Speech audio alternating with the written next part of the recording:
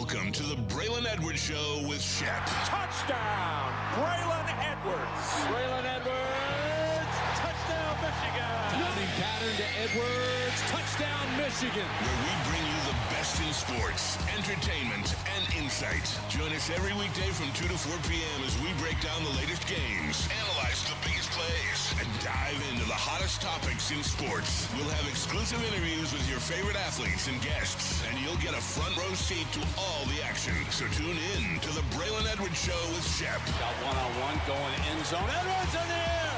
Oh, what a catch by Braylon Edwards. His second touchdown of the game. On the Woodward Sports Network, where sports comes to life.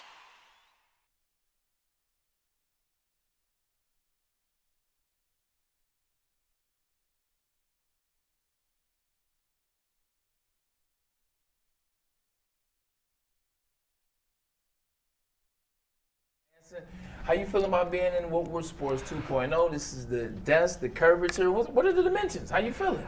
Well, you're a little far away. A little bit. But yeah. I love it, and we got so much Yeah. more coming. I can't wait for it to display itself over the week, the course of the week as it gets put together. But honestly, just, I love coming to work at Woodward Sports. I loved it before. Walking up the stairs today, I could feel my cheeks getting warm because my smile was so big. We had a whole team here this morning. Honestly, Warm the vibes, cheeks. the vibes you just can't, I can't even put into words what we've been feeling since Friday. Well, definitely. I think some of that vibe has to do with a little something that took place yesterday, early evening. But before we get there, we say what's up to the crew. Shout out to my right hand. Couldn't do the show without him. Kool-Aid! Kool-Aid. What's up, brother? Hey, what up? How you feeling, man? Feeling good. You know he's in Feeling good great. mood today. I already know what's coming. I gotta say what's up to my guy in the audio booth, the Sounds, who provides the Malaho. You know what I'm saying? The Malaha. There he is. How you feeling there, man? Hey, fantastic, Mahalo. y'all. How you feeling there, brother? Got the new cut. What's up? New cut. Had to do it for Series 2 here. Let's go. Cleveland, where you at? New cut, who this? And obviously you talk about Cleveland. That means the Detroit Pistons are through with the Orlando Magic. Thank goodness. Got a chance to be in the building for Game 7. Appreciate it to my guy George for taking care of that. You're 2-0 then. The Just past this year, series. 100%. 16-1 now. I remember. But 2-0 in the series. We Got a needed chance to get to Game 5, and obviously they won Game 6 in Orlando, and then they came back, got a chance to get there.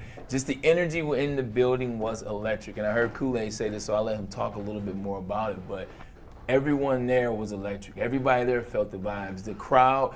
We've been talking about that home court advantage that we don't necessarily have in the playoffs here. Only 2 playoff series for the Detroit Pistons, kind of waiting to see when the roof was going to tear off the place, trying to compare it to the Palace of Auburn Hills. But last night, in the building, in the mix, I'm talking about before the word go, I'm talking about before the tip, I'm talking about before the first time you heard Detroit. Oh, by the way, did I tell you Mason in the morning will be here, the voice of the Detroit That's Pistons right, at baby. 2:30.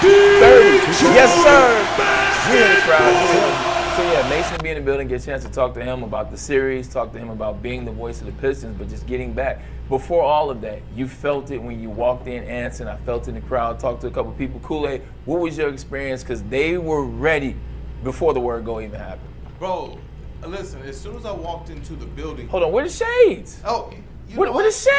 right. Come You're on, right. man. I'm You sorry, know the Pistons Detroit. want to get. Come Hey. on. I wore these for you. There we You go. know what? KG too. Over here. There we go. Look, Shout out look, to KG look, in the Shout out building. to Braylon for being Let- on it. let's go. Shout out to my dog KG, Turn up. aka Morpheus over here for being Hey. on it. And you know what? The Green Detroit to the- Pistons fans, the energy was so much different. How tense we were last playoffs, how tense we were for most of this playoff series. And this one from the get-go, fans knew this is a coronation, this is a celebration. That was the energy, and it was unified. Every chant, it was so dope, especially the ones about a certain WNBA basketball player that went viral. Shout out Angel Reese. But Detroit was on one last night, and it was dope to see the Pistons really play largely stress-free basketball, so you could really enjoy it. You got a little competition in the first half, and then you started to see the BTA. Shout out to Belt Guy in our content. You started to see the BTA in the second half, and the environment. It was just, I'm telling you, it was about that close. It was about that close to the Palace, man. Yeah. They showed up. I'm It feeling was- really white right now. Uh-oh. It was you three. But you are white, though. You guys got the memo with the sunglasses, and me and Cam just sitting here, no shades, white as fuck right now. Well, Kool-Aid always does glasses. Victory when they win, Pistons when they get in glasses. So I just assumed that he was going to do it as well. Plus, it's sunny outside. It's nice outside. It's That's why I had to rock the shades, had to rock the low, feeling the vibes. But, you talk about the energy was there last night. The fans showed up, and they showed out. Damn, Detroit looked good, man. It was so good to be in the building with the people, man, to be around the people and talk to them, and all the people asking or talking. Man, we love Woodward Sports, man. What's new? What's going on? Well, this is new. This is what's going on.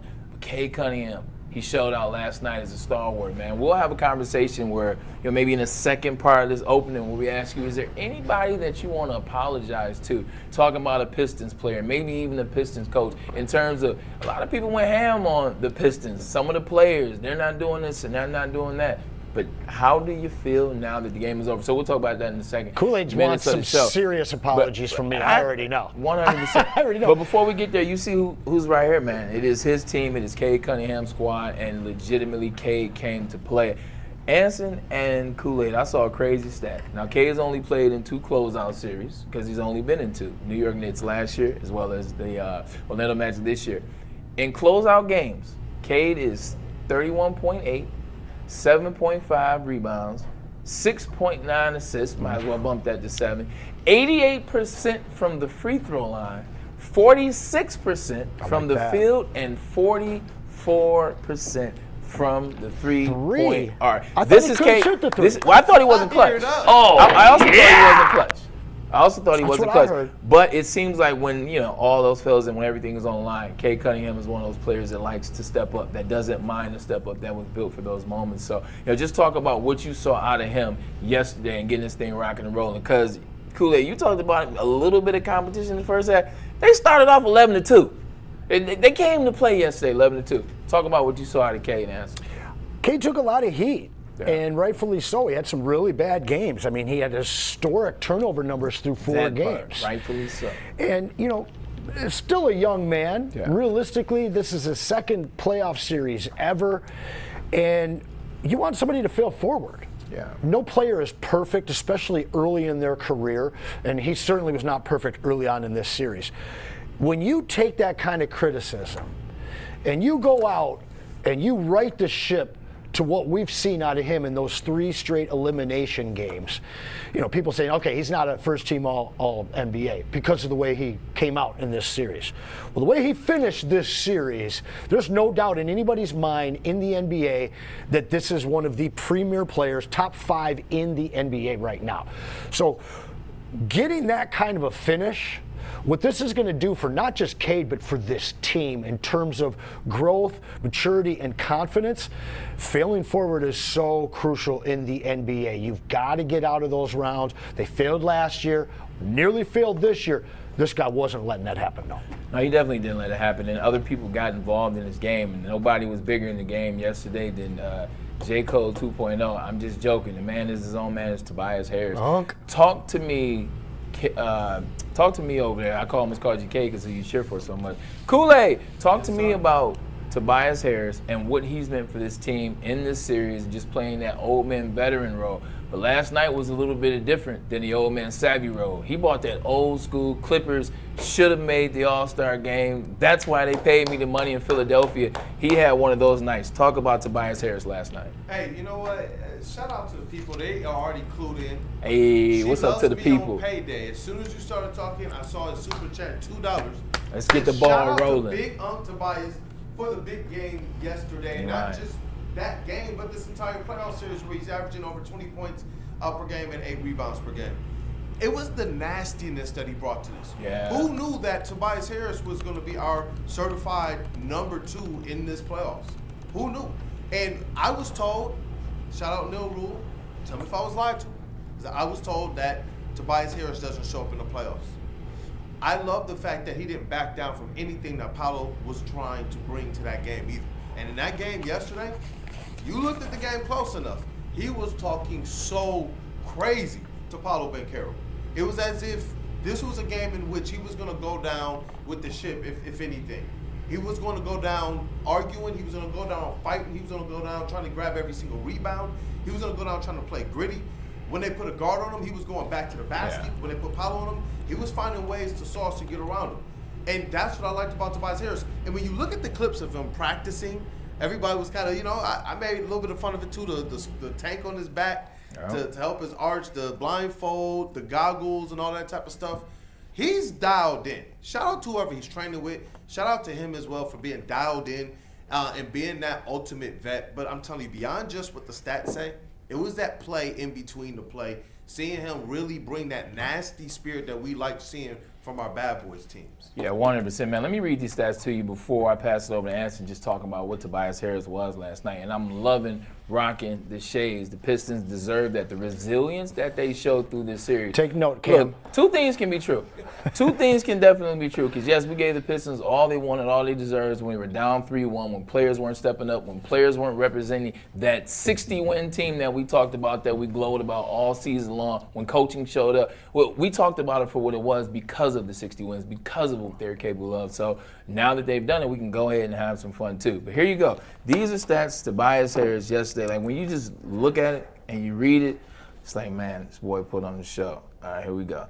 30 points, 9 rebounds, 2 offensive, 2 extra opportunities for your team on the offensive side of the ball, 2 assists, 3 steals, 1 block, 11 for 18, 61.1% from the field, 5 from 7 from downtown. The only person that put up numbers like that this year, Cade Cunningham, cut the deck. Cade Cunningham was your best three-point shooter, not tonight, and then not last night. 3 for 3 from the penalty stripe, 36 minutes, and he was a plus 22. Tobias Harris put on the show, and the thing about it, Kool-Aid, he was aggressive. The energy was there. Did you see? Remember the and one when he murmured to the crowd? We all saw what it was. He all saw it. Whose house is it? Whose house is it? That's exactly what he said. It's my MFing house, and he took it. Legitimately, he brought that energy, and Cade didn't necessarily have to feel it. Oh, it's all on me. If it's not me, then who? Because you got your answer in Tobias Harris with 31. Unc was a heat check all game. Yeah. And you got to remember earlier on in the season, Paolo barking at him, telling him he's nothing, And so this has been a matchup that was, started in the regular season, and we've seen it heat up. And listen, this is a guy he's a lightning rod in this town. People wanted him traded. People wanted to keep him here. People at this network are split on Tobias. Not last night, though. Yeah. When you've got an opportunity with a young guy playing in the same jersey you used to wear, telling you that you're nothing, and you come out and literally just go into every single shot as confident as hell. Yeah. He had the ball knocked out of his hand mid-air on the baseline. And then switched it. On the baseline and shot it with one hand. Unbelievable. Yeah. And so early on in this series, when he was struggling, you'd see him take threes. No. Last night, he was looking for his three all the time. And every time he rose up with it, every time Cade rose up with it, hell, even every time Danis rose up with it. You felt wait a minute. We'll get there. Okay. I know. Hold on. You called him something that I haven't heard you call him in a while. His government name. You guys might have to put that up on the back wall at some point. We got a new movie poster. It's phenomenal. I'm sure we can dig that up later in the show. Ixnay on the back walls, Oh, yeah. Just for now. Just for now. It's a temporary situation. Right. We get it going. No, but fair enough. But watching that game in its totality, Kool-Aid, watching players take that step, watching players do something, y'all over laugh, y'all over there goofing around a little bit. They're laughing at me right now. It's like, come on, man, he was right there. He makes it in. Yeah.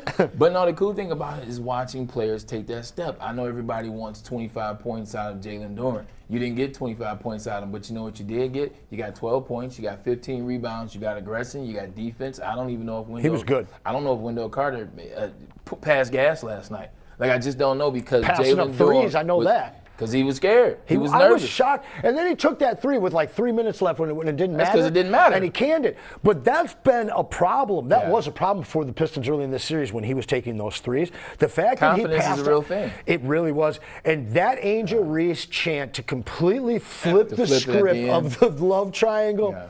Love it. And then even Lindsey Hunter out there chanting. I don't know if you saw that. I saw my guy partying in the VIP section with the rest of the VIPs. And remember, This Pistons team, 4-0 all-time in Game 7s at home. This was Game 5, so we go 5-0. Tobias, though, 0-3 in Game 7s in his career. He had a serious monkey on his back that he removed last night, and he did it in the grandest of fashions. Styles make fight, and we understand that Franz Wagner was not in there. And I will tell you this, for a brief moment, I looked up Kool-Aid, I was half paying attention, I was talking to Brittany about something, and I saw Wagner, and I said, what? Nobody told me he was playing. And I looked at that's Mo. I saw that's just Mo. We're good. That's just Mo. Talking about somebody that fit the bill for you last night. When you're watching that game, somebody that took a step for you. I know Dennis Jenkins is the topic of discussion and other players as well. Who do you look at and you're like, man, last night we needed him? For me, just to say somebody different, because I think that they have multiple candidates. Yeah. Obviously, Tobias was everything, but I like Asar Thompson. Just who he's been consistently throughout this series, leading it in stocks. I believe you're playoff leader right now in stocks in terms of 16 steals and 16 blocks through this series. He was everywhere, and he maintained that intensity. And honestly, he increased that intensity throughout the series. I like the fact, too, that he didn't force too much. This was a game in which the offense was flowing in a certain way, and he allowed it to kind of go to the hot hand rather than honestly chucking up a three or chucking up those when he gets into the mid-range, that little kind of half spin or that little fade through the paint. None of that stuff. None of that soft stuff was there. What we saw from Asar Thompson, again, was a guy, another one of these Pistons players who stepped to the court and said, you know what, it's about efficiency tonight, and it's about putting our best foot forward, and that's what I love about him. Like I said, the points aren't going to blow you away. 8 points, 4 or 5, though, from the field for him. He took no three-point attempts, so I loved every single one of those shots, and the efficiency's there, and he also got the 4 rebounds and the 4 assists. And what you love to see is this. They leaned on their starters. Yeah, they did. They leaned on their starters in this one. 34 minutes for Asar Thompson in this game. And so, they kept all of the other guys kind of flustered and offbeat in this one. And I believe that Asar Thompson going into this next series, as is Jalen Duren, I think that we're going to see these guys have a little bit better of offensive performance, too. One of the big things going into, the last 2 games, if you will, maybe the last 3, is maybe JB Bickerstaff not making the right adjustments, not having the right lineup. One of those things you saw last night, Caris LeVert, that's played in every single one of these games, did not play last night. He was a DNP. So talk a little bit about what JB Bickerstaff was able to do in the totality of this series, because I think everybody had something to say, including yours truly, when you're looking at game 3 and 4 and 5, you're trying to figure it out. But it seems as if JB Bickerstaff was in control the whole time. Game 5, 6, and 7 were different in terms of who he played, the schemes that he ran. The schemes got pretty tightened up through Game 6 and 7. I was surprised to not see LeVert last night. I was surprised to not see. I was happy. I was surprised to not see Paul Reed last night. I thought that Paul Reed and Caris LeVert were paramount in our Game 5 and Game 6 victories. I thought that LeVert was really good in Game 2. The fact is that Danis came out and played well. And when you're hitting shots, you're not turning the ball over. Obviously, he got exposed a little bit in those final 4 minutes where they were really pressing us. And that's something we'll talk about later in the second hour. But when you have a guy that's hitting shots, he's not turning the ball over, he's not forcing the situation, you don't need Caris LeVert. I think that both of them have played tremendous defense through this series.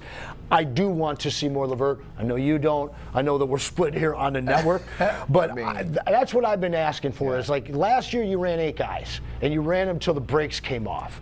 And now you got times where, it's a tight game, and you're sitting Cade for 4 or 5 minutes in the fourth quarter. JB learned from that. And to your point, I think Cade sat for 1 minute in the fourth quarter when we were up by 20 and then it got down to 13 or so and they brought him right back in.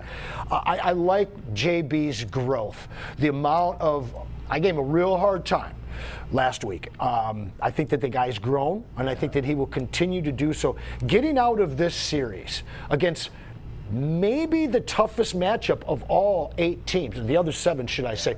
This team was perfectly matched up with the Pistons. To get out of here, it's fantastic. To your point about Caris LeVert, Caris is one of those guys, look, I'm not necessarily overly enthralled or excited when he's in terms of the offensive side, but he is a guy that plays defense and he does bring some energy to the floor.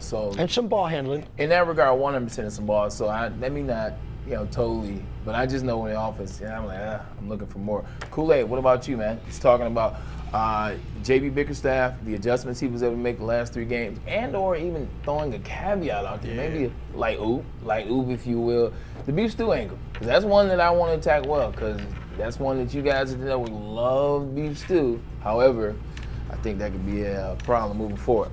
Look, I love beef stew, but I'm glad that the Detroit Pistons defense, toughness, and energy is no longer just summarized into just one player, or then when Ron Holland got here, all of our hustle was summarized into just one player. I'm glad that, honestly, the rest of this team has found that bite and that edge, even in guys that traditionally you wouldn't even associate it with, and like a Tobias Harris.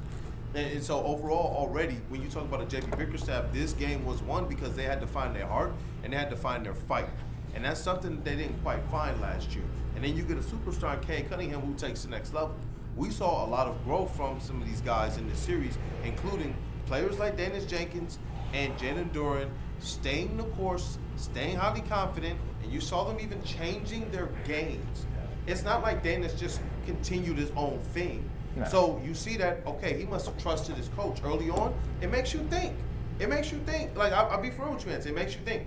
Is there something going on here with coach? Now, we know that JB Bickerstaff is tough on his players, and that was the whole thing that got the whole kerfuffle with the Cleveland Cavaliers, which, oh, man, I cannot wait. But when you see the way that they responded, that to me is where I say, you know what, JB Bickerstaff did a hell of a job with the seeming adjustments offensively. You saw so much more movement, and off-ball Cade, I'm telling you, don't just do it for these playoffs. This needs to be a part of what this team does going forward, because he's efficient with it, man, and it has not hurt his ability to get assists as well. Yeah. So JB Bickerstaff, a lot of the narratives, I think normally we would do some movie line Monday. I think that they rewrote their narratives. A couple of these Pistons in Cade has just showed people a completely different level to what his story can be. Just think about Dennis Jenkins for a second, man. Like, look, I remember the first time I played in the playoffs, like legitimately get to the Jets. We somehow, I don't know how we snuck into the playoffs in 2009. Like, we were 9-7, get to the playoffs. And it's my very first playoff. Like, I played at the Big Ten level. I played in the Ohio State game, the Rose Bowl game. Like, I played against, whatever. But there was something different about the playoffs. It was something different about the field. And I remember dropping a touchdown. It's 100%. Dropped the touchdown in the end zone, wide open. They misconstrued the light, blah, blah, blah. Long story short, I'm trying to do too much. Like, when you get in these moments sometimes, like in the intensity change or the feeling changes, you're Dennis Jenkins, like, you do a little bit too much, or you become unsure, or maybe you don't trust something because, oh man, it's playoffs, like, whew, I got to really make it happen. You just have to do what you do. And I remember Rex Ryan sitting me down and said, hey, look, like, he said, you got this. Like, you can play, like, we love you. You're the guy. He said, don't do too much. Don't overthink it. Don't overshoot it. And I feel like that could be what happened to Dennis. That could be what happened to some of these guys is JB Bickerstaff sitting down with them, like Rex Ryan sat down with me. Like, we know who you are. We brought you to the squad. You helped us get 60 wins. This is how we're going to go about doing this. So I think when you have a coach that can convey that to you, I think when you have players around you that support you, like you just did, you respond well. I responded with, a couple big catches in the San Diego game after that and had an 80-yard touchdown in the AFC Championship. But it was the coach calming me down. And I feel like that's what happened with Dennis and some of these players. JB Bickerstaff was able to calm them down. Hey, I just want to ask you real quick, just from your pro perspective, man, because it is an interesting thing with JB Bickerstaff. A lot of the stuff we heard is that he's too tough on his players. He's just way too hard on his guys. But you see this young team. P-Lad in the building. Even if there was a little bit of, head bumps between him and Asar, head bumps between him and Dennis or whatnot, or even in the beginning a little bit of hiccups, we saw this team has responded to him differently.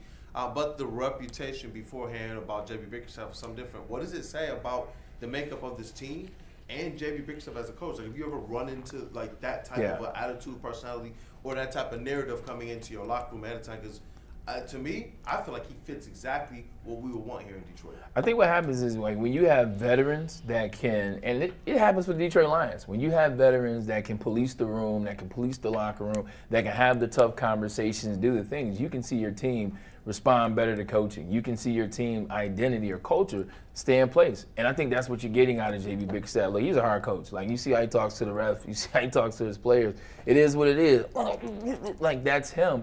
But when you got guys like Tobias, when you have a leader like Cade, when you have Beef Stew who can be one of those veterans, the longest tenured Piston that can listen to those things and then be able to pass that information to a young Dennis or a young Asar Thompson. Hey, look, man. This all Coach saying. Coach is saying this. Coach ain't trying to come at you too sideways. Coach isn't trying to get you to come off your game and tell you you're a scrub. He's basically telling you this is how we do it here. If you do this, this can help you. Why don't you pipe down over here? But you gotta have that go-between, and that go-between is Cade Cunningham. That go-between is Tobias Harris. You got to get the leader right, and you got to get veterans that understand who your leader is. Tobias Harris has never tried to undermine Cade. He knows who teams it. It's Cade's team, but I'm the experienced vet. I can help. So I think when you have guys policing themselves, when you have guys being able to have those hard conversations, like, man, look, you effing up right now. Yeah. Like, you doing it wrong. And they can listen to that. The more and more they start to trust that, now you got guys that are listening, and now J.B. Bickerstaff doesn't have to do as much. On the heels of a 14-win season, you've got to bring somebody in that's going to come out and hold players accountable. That's going to be hard on them, especially when you got young guys. You can't handhold a bunch of young guys, regardless of whether you have the leadership from somebody like Unk, from a young star like Cade. And again, you know, there's parallels with him and Rick Carlisle. I mean, he's loved in the franchise. He's not butting heads in the front office and with administrative staff the way that Rick Carlisle did. Is this Rick Carlisle with the Mavericks? No, I'm talking about the Pistons. I'm talking about the Pacers. No, I'm talking about with the Pistons. So I was trying to get the one that won that chip. No, that's a decade plus later, man. I was trying to get that guy. No. So, and again, I don't know whether JB will be able to get this team over that hump. Yeah. What I saw out of this series, his growth, because I didn't see it in the New York series. It was a big concern for me. I've vocalized it here at Woodward. Is this guy able to grow and mature at each round by round to the point where, yes, this is the guy to take this team to their fourth championship, their third team to go on a run? You know, real quick back with the Danis thing, I think one thing that you forget about is the fact that this guy went through this twice this year. First, nobody knew who he was. He played himself into a role. He filled in more than admirably when Cade was down for a little bit. Then he gets paid, and he disappears for a month. And he gets the whole city on his back. But then he found his way back. Yeah. And Danis found his D again. And you gotta stop saying that out loud. Listen, it's in Slack. You got to show him the movie poster. You gotta stop saying it out loud. So the fact is this guy came out and the last couple of months he really played a lot with Cade being down. It just, I mean, he shined in the first unit. Obviously played well in the second unit when you know, before he had gotten that contract. But this is very similar. You go into the playoffs, a situation he has no experience in. He's being relied upon to be that backup point guard, that next ball handler. And when you come out and you play as bad as you do, after we've already seen that happen once with Danis this year. I mean, there's 4 quarters to Danis. Great first quarter, terrible second quarter, great third quarter, and now we're seeing what this fourth quarter is all about. Because the guy that came and showed up on Sunday, man, hats off to him. Because I don't know if we win that game without him playing the way he did. All right, talk to me. Let's dumb it down a little bit. No, I respect that, bro. Let's dumb it down a little bit. At what point did you think the Pistons had a chance to come back and win this series? And be honest, because I'm damn sure going to be honest. I mean, I told you all that 3-1 we were winning this series. The thing is I that's felt, fair, but you don't count. Like, well, no. Listen, I'm a lot more objective when it comes to the Pistons than some around here are. At the state. The fact is they had 2 games at home.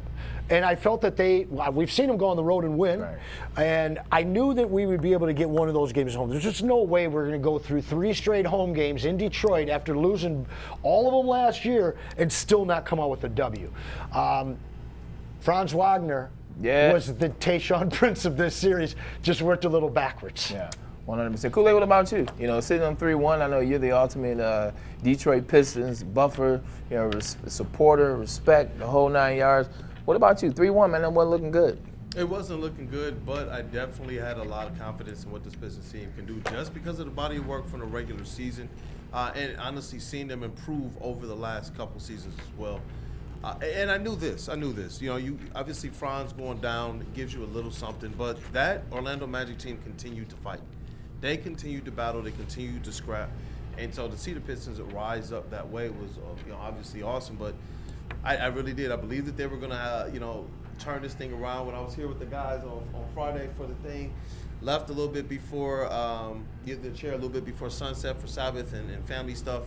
And I knew it. You could just feel it. It was almost as if we were going to christen this new studio with an amazing moment. And what wound up happening, probably the most viral moment from that. And it wasn't even in an arena. Yeah. It was right here with the fellas holding it down. It was like you could feel it on the way out. I remember just kind of walking out the door and looking back. And so, and I don't know if that's more of a hope or more of a belief, but when they made some of those changes offensively, the Orlando Magic just couldn't stop them anymore.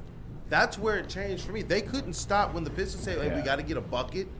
That to me is where I realized, okay, not just a hope, not just, what should happen because they're the number one seed, but they've made the necessary strategical adjustments that you want to see, and that defense said, not anymore, Orlando.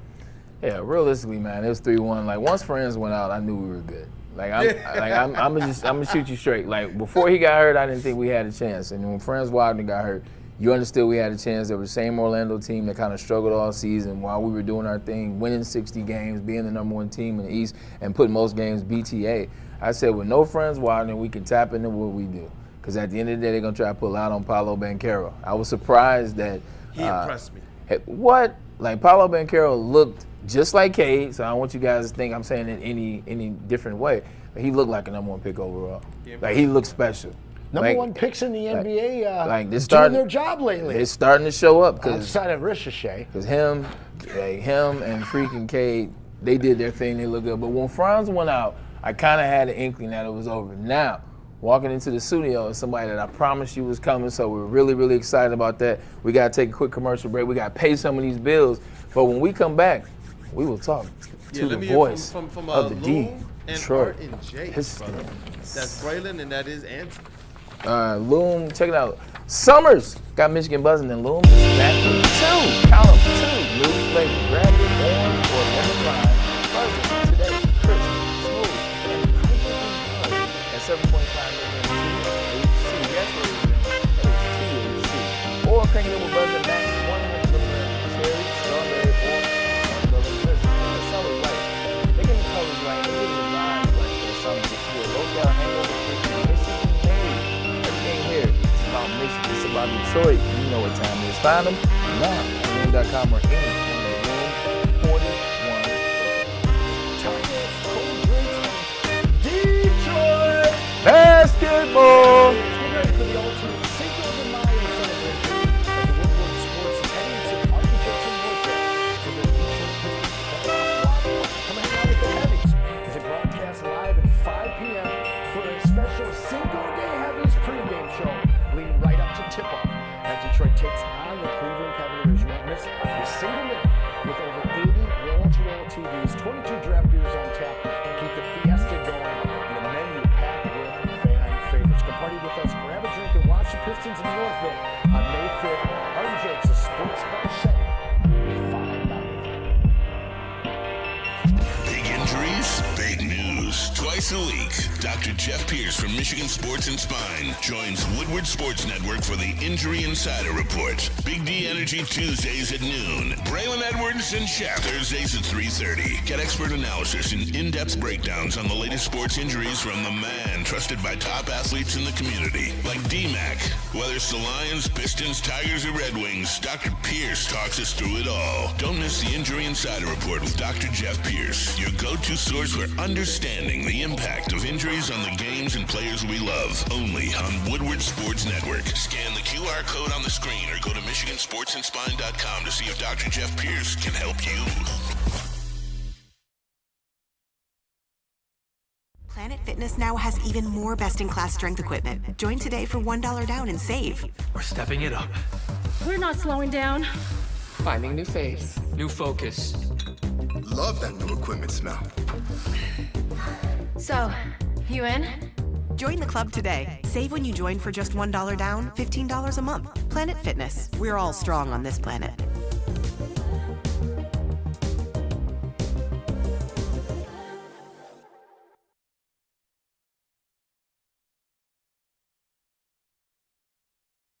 You know how some things are so good they should be world famous, but they're not? Our house-made vinaigrette is one of those things. And the antipasto salad, we drizzle it over. Same with our hand-battered chicken tenders. Original recipe soups and pasta sauces. It's almost as if our original, world-famous Detroit-style pizza is mocking them. And that's not very nice.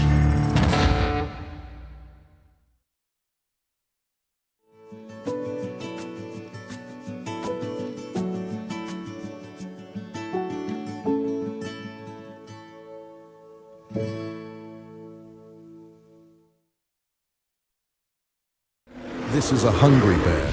This is Carl and Jeff. Carl isn't worried because he has focused energy to spare thanks to Thrive energy pouches. Jeff didn't use Thrive when Carl offered. The bear is happy about that. Don't just survive, thrive. It's game on at Art and Jake's.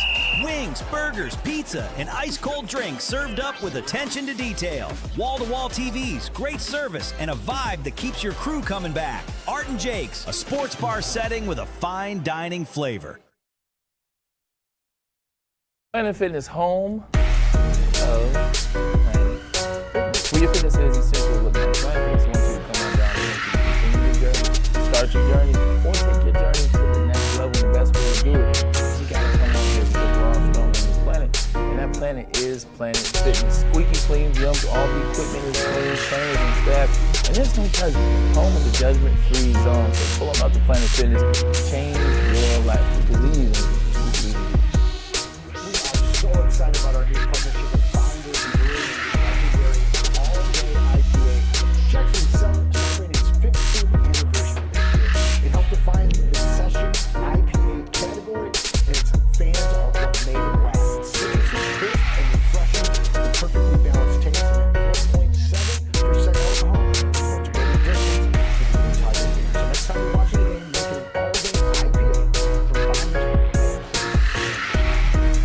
All right, we're back in the studio, back Woodward Sports 2.0. Now we talked about this. We said we want to be part of the city. We want to be part of the conversation, much more than just sports. My guest today is much more than the voice of the Detroit Pistons. He is the man, the myth, the legend. I am proud to call him friend, proud of the time that I've known him. But when you hear this, you know what time it is. Play that theme song. Play that Kool-Aid. Detroit. Basketball. There it is. Step up. My guy, Mason, it is amazing to have you here. Saw you last night, didn't get a chance to speak. The energy was great in the arena. What did a moment mean like that for you and the Detroit Pistons to come back 3-1 yet again? It's a representation of what the city of Detroit is about. That's Detroit, period. Everything from music to business. To being an attorney, to building, to cutting grass. It's everything Detroit is about. People have no doubt that if it's from Detroit, you're going to somehow stand up and stand out and shout. And they came back and they did the doggone thing. And the great thing about it is this is a repeat. It's almost a deja vu. Mm-hmm. Yeah. It happened against Orlando Magic before, right Yes, here it did. too, right? So down 3-1 against the Orlando Magic, they come back and win Game 7. That was the last time. Then they did it again last night. It's just the perfect time to brag about it and be out in the lights, man. I love it. Last night was amazing. I was in the building and got a chance to feel that energy. For me, not the game itself. Talk about the energy of the people, which you are the conductor. You are the maestro, and you guys know I'm not blowing smoke, but you get the guys going, you get the girls going, you get the people moving. But that energy almost started to feel like when they were shooting pyro at the Palace of Auburn Hills. Talk about the energy and how it was last night. Oh, the building, man. The concrete floor will shake. Yeah. The building starts to make as the glass doors start to crack and break. People line up in the hallways and against the walls, all waiting for that one signature call. Detroit basketball! And the team plays to it, man. It's fun. Are you kidding? It's all about Detroit. These fans are amazing. I don't care what they say. I watch TV just to see the other arenas and see how they try to display what their fans can do. try. But Detroit's a different place. It's a different place, man. So I love it. And the fans bring it. They bring it. They passed out T-shirts. Okay. And they were like, you know, they won't put the T-shirts on. Are you kidding? Nah, you got to put the T-shirt on. Show up. Detroit, they already customized their gear. They don't want to put the T-shirt on. So they waved the T-shirts. So the team said, just give them rally top. That's right. Because they come dressed for their games. Hey, Detroit don't play that. We come dressed to impress. No doubt about it. It's fun, though. It's fun. I'm very just so pleased that these young guys were able to do this for this city again. Yeah. You know, it was a big win, and you know, and then on with it. Happy 25th anniversary to being the voice of the Detroit Pistons. 2025, 26 represents 25 years for you. When you watch this team have the resilience that they had, and you watch the players, you watch Tobias Harris become that amazing savvy vet that can have Cade's back when he may be going down. What do you see in the going to work Pistons? Because a lot of people try to compare these teams. I don't think you can, but what do you see is in terms of the resiliency, how they play together? They wanted this. They thought that they had something special. I remember it was 2 years ago, Tobias Harris took the podium at an opening day photo day thing, and he sat at the podium, and I remember a particular sports radio station laughing their ass off. Just Tobias out of his freaking mind. This team's terrible. They're awful. They'll never be anything. And he's sitting up there just taking the money, acting like he's going to be part of something special. There's nothing special here. That was a joke. Now the joke is on them. That's right. Because he did just what he said they would do, and he brought them with him. So this is a Tobias Harris prediction where they are today. I love that. I love that too. Congratulations on the 25 years. You read a lot of those games. So many. I grew up with Kenny Calvert. Oh, that's my guy. And I would love to hear you just talk a little bit about him, because coming up, my dad knew him a little bit. I got a chance to meet him, and I just loved the voice that he had in the 80s and 90s. And I was mad that we were losing him. Little did we know what we were getting. Well, I was mad too. I didn't know he was leaving. Okay. So here was the situation. I switched radio stations. Okay. The idea was to put me on that wall downtown in Campus Marsh. That was going to be the marketing idea. But MGM told the radio company that I switched to, that ain't happening. That's our wall. So my manager went to lunch with a friend of hers that so happened to work for the Pistons in marketing and sales, and said, we lost the wall. We got to try to figure out something to promote Mason switching over, because he had been at WJOB so long. She says, well, you know, Kenny Calvert's leaving the PA. She said, let me ask Kenny his thoughts on that. So they asked Kenny, and he went, absolutely. Now, I don't know this. They then approach me and say, we've got a practice day for fans for free at Wayne State. Would you come and do that? Yeah, because my idea was, so I switched stations. I got a couple more coins. I can ask for a special favor in getting some season tickets in a good spot. Heck yeah. So I'm all excited. So I'm doing this open practice. I'm like, okay, you got to figure out which one to talk to. And people kept coming in and out, saying hello. So now the game is coming to an end, and all those people are gone. I'm like, oh, man, I missed it. So then they send a message back to the station. I get a message that says, hey, we're going to do a game at the Palace. We'd like you to be there at 6 o'clock or whatever it was. I was like, oh, this is the way this works. The PA guy doesn't do preseason. Yeah. So I'll get a chance to do it again. I'm going to get them this time. I'm going to speak up. I'm going to get those season tickets. So I get there. Still, they just kind of guide me through it. I didn't know what I was doing. I was guessing in the dark. I didn't know what a PA guy did. Okay. I didn't know where the referees were for real. I only watched it on TV. It was like, you can just hear in the background. I'm like, I can do that. Yeah. And man, oh man, it was so much more. I had to find referees, learn. They never told me that I was doing the season. The last preseason, and they only had 3 games that year. 3 weeks later, they send me the schedule for the entire year. No one says, welcome to the team. We'd like to hire you. What are your thoughts? You think you want to do this? They just sent the schedule. You know why? You got your season tickets, You know I guess. why? No audition either, right? Yeah, you got your season ticket. There you go. You knew what time it was, but they knew. So there I am. Listen, I was so afraid. I didn't know what to do. I had to learn on the spot. Joey Crawford, the Hall of Fame referee. I made this call, didn't really know exactly what I was saying. I thought I did. He stopped the game and he walked real slow.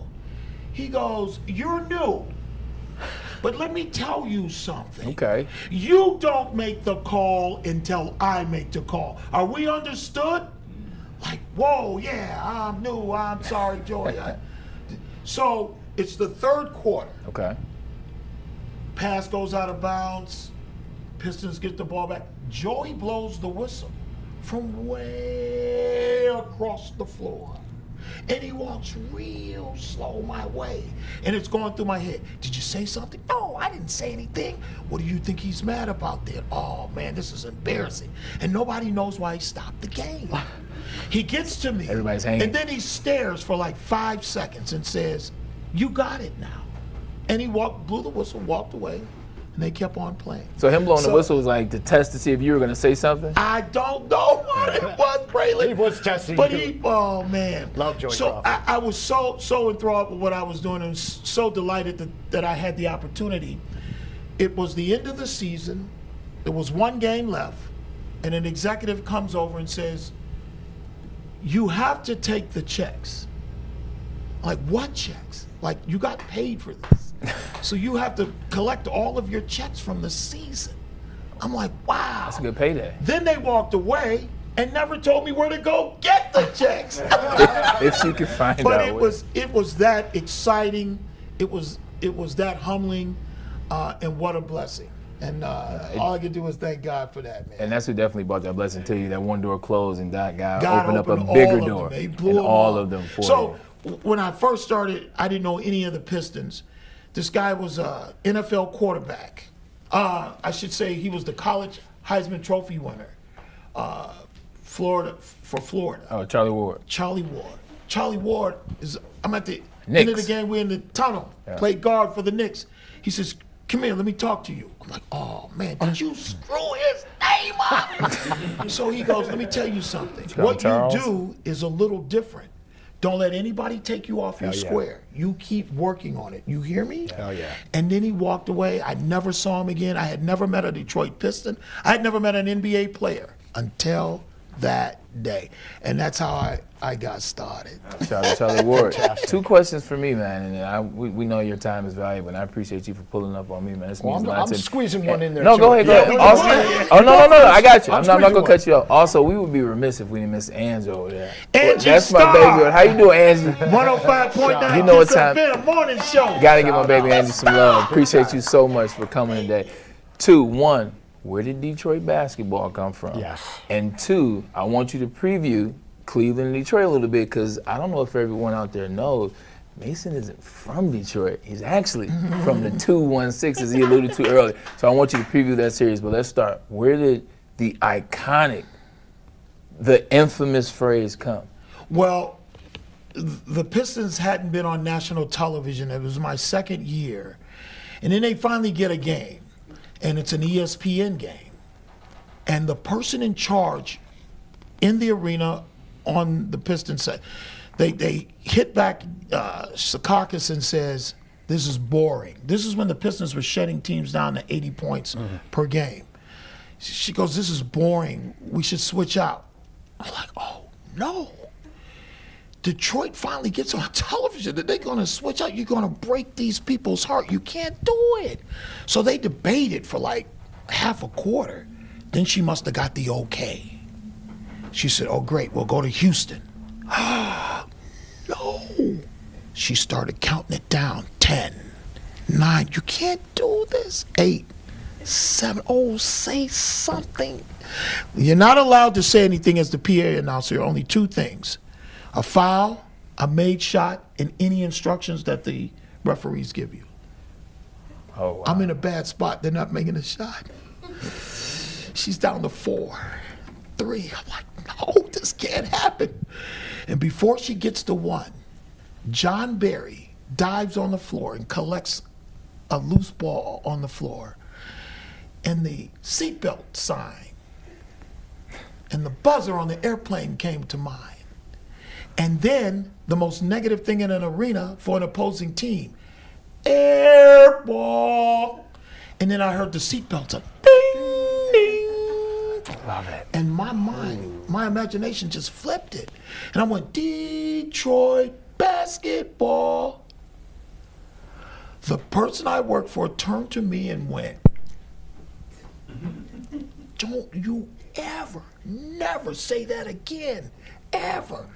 And whoever was in his ear got that phone was call. chewing him out. And he turned beet red. I'm like, you're done. It's your last game. But you did something good. We shouted out the city. Yeah. So they can get rid of me. I'm good. So I won't be embarrassed if I go to the Kroger or nothing. Somebody see me and say, man, what happened? I thought you was the PA. Yeah, man, I said the thing about the city, so they told me I had to go. So I felt good about it.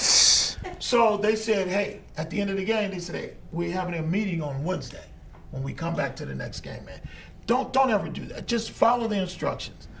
Like, okay, I'm sorry. I didn't mean to do it. So they go to Indiana the next day. They get to Indiana. Some fan has a gigantic sign that says, Detroit basketball. It makes 2 on SportsCenter. I get back. I go to where I'm supposed to go for the meeting. There's nobody there. I bet. So I said, oh, good. They forgot. So I get to my spot. I said, I hope they don't find me.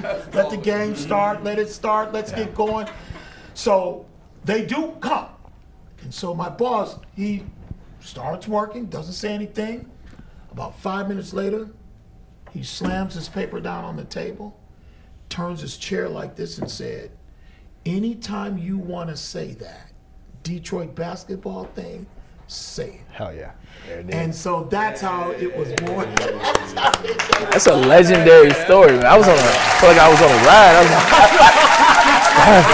was like biting my nails. Like, what happened? Did you get in trouble? Meanwhile, he said it yesterday, so I know it's good. I'll do Braylon's second question. Yeah. Where I'm from, I'm originally from Cleveland. Yeah. They got a basketball team, I think. Braylon Edwards is a hero and a superstar, and it's written in grain. When I used to go home, wearing that Michigan plate on my butt of my car, they'd all be on me. They like, you know, this is where Braylon Edwards, this is where he eat, this is where he get his car washed. All of it. Listen, I went to a club one night, they wouldn't let me park. They said, Braylon may be coming. Either Braylon or LeBron. So you can't park here. I'm like, no, I'm not trying to park here. They're like, hey, man, you got to move along, too. But I want to say to you, thank you for what you did for the city of Cleveland, man. You blew that city up. Appreciate that. And to have the opportunity to then live and be from where you came from, for you to do that to my hometown, that was like big. No one believed I knew him or ever met him, and they just said, okay, he got the Michigan play, he gonna say that. But he was and still is a hero in Cleveland. He could go anywhere in that town, man. And every sports station, every radio pocket, everything, negative and positive. Braylon Edwards can eat up 3-4 hours of their sportscast on any given day about anything, and it don't even have to be football season. So that was a big deal. That's a big deal. That's still a big deal to me. And you notice, him and LeBron got a little bit, just a little bit similar look. Here you go. So you go through there, man, you be like, whoa.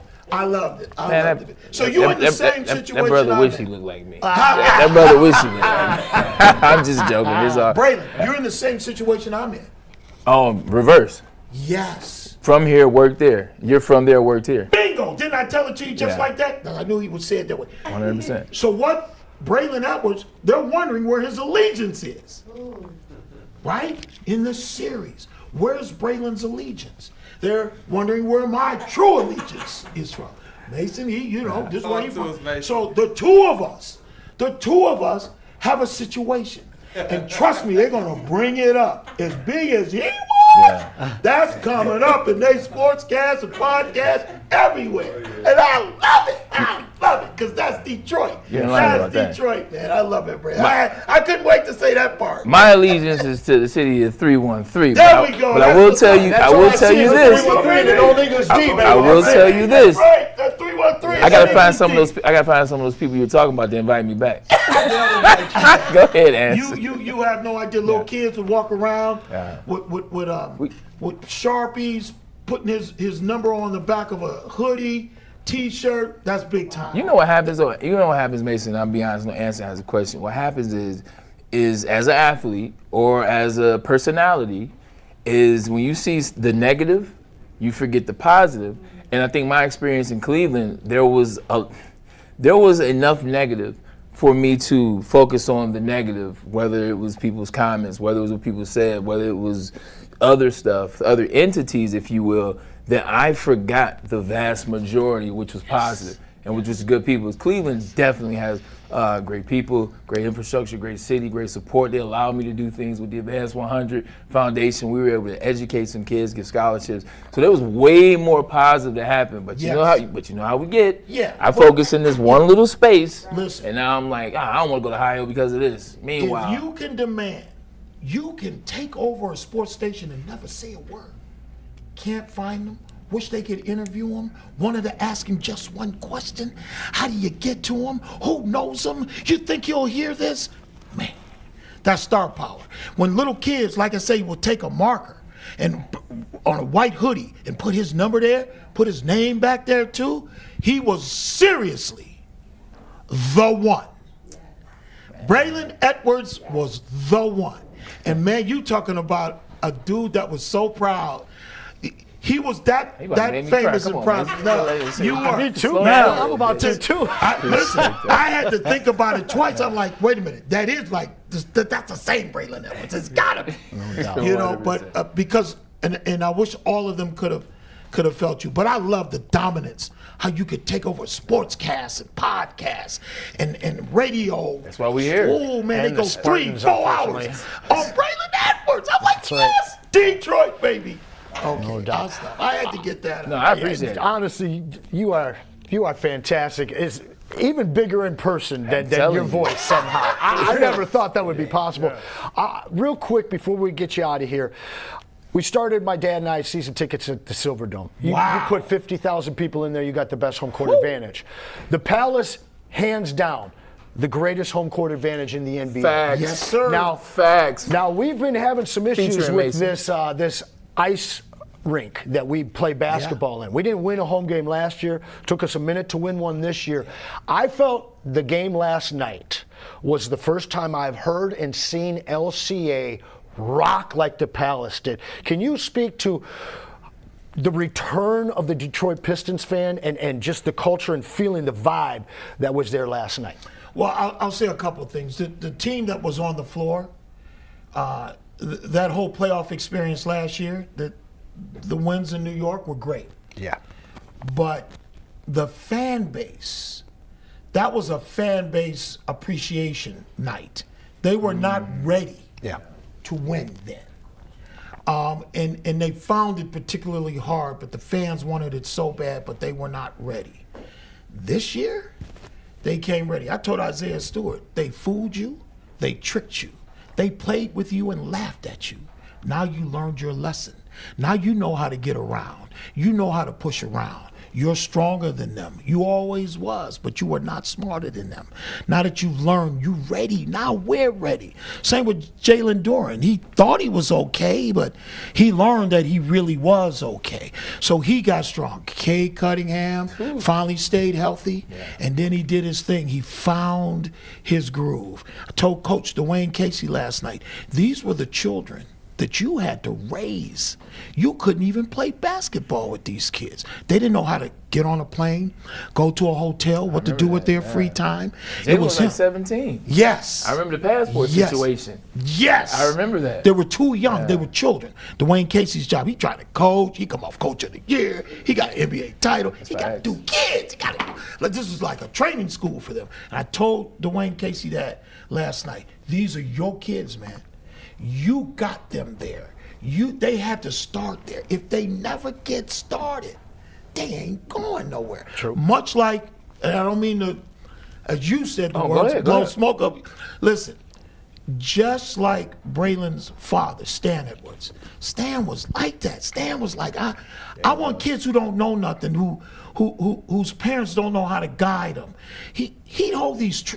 Listen, we'd be at a track meet with Stan Edwards. He'd take kids under the stands. You think he's giving them strategy? He's teaching them what they're supposed to be doing in school. He's talking to them about their behavior. This is what he's listen. They're about to enter a big track meet. Yeah. So I'm like, oh, I'm gonna learn because Stan was the man. So I'm listening, and he's teaching these children. As Braylon once said on our radio show once, he go home and his father done brought 3 kids home to dinner table, man. What? So that's much like what Coach Dwayne Casey had to endure. I know people don't want to say it. This also has a lot to do with Troy Weaver. He thought that Isaiah Stewart would be a good fit. He thought Jalen Duren was, worth going to get. Yeah. So these people are also involved. And then, man, they're going to get J.B. Bickerstaff. Whoa. Yeah. He came in and said, school is out. You better know what you're doing. Here's the man plan. And then they went to work. And that's part of what's happening. So last night was proof of all of that. People laughed at him for winning 60 games. So you winning 60, you can't even beat the 8th seed. First of all, the Magic were not a real legitimate 8th seed. That's right. That's one. 2, then they went out and proved, we did 60. That means we can beat you. And they did it.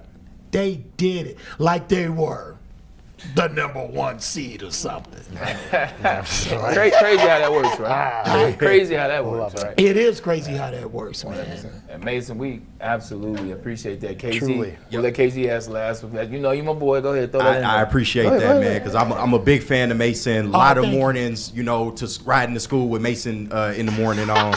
And now my second time meeting you, man, is absolutely awesome. I got to get you for my wedding, man. When I get my wedding, I got to have you announce me on the PA, just to let you know. I'm going to put that in here. That's happened before, There were little kids who told their parents that, and 2 of them did track me down when it was time to get married. Hey, that's awesome, man. Keep me in your thoughts. You call. Wanted to ask you this before we get up out of here, because you talked about, the young Pistons team. And before you ask, before I go, so I don't forget, Woodward Sports, I want to say a few things, too, about your broadcast network. First of all, when it got quiet and it was really ugly and dark, I'd go through my Facebook and I'd see something posted by Woodward Sports about me. I'm like, whoa, they didn't have to do that. It get dark again, nothing really happening. It could be summer, and Woodward Sports put up a post about me.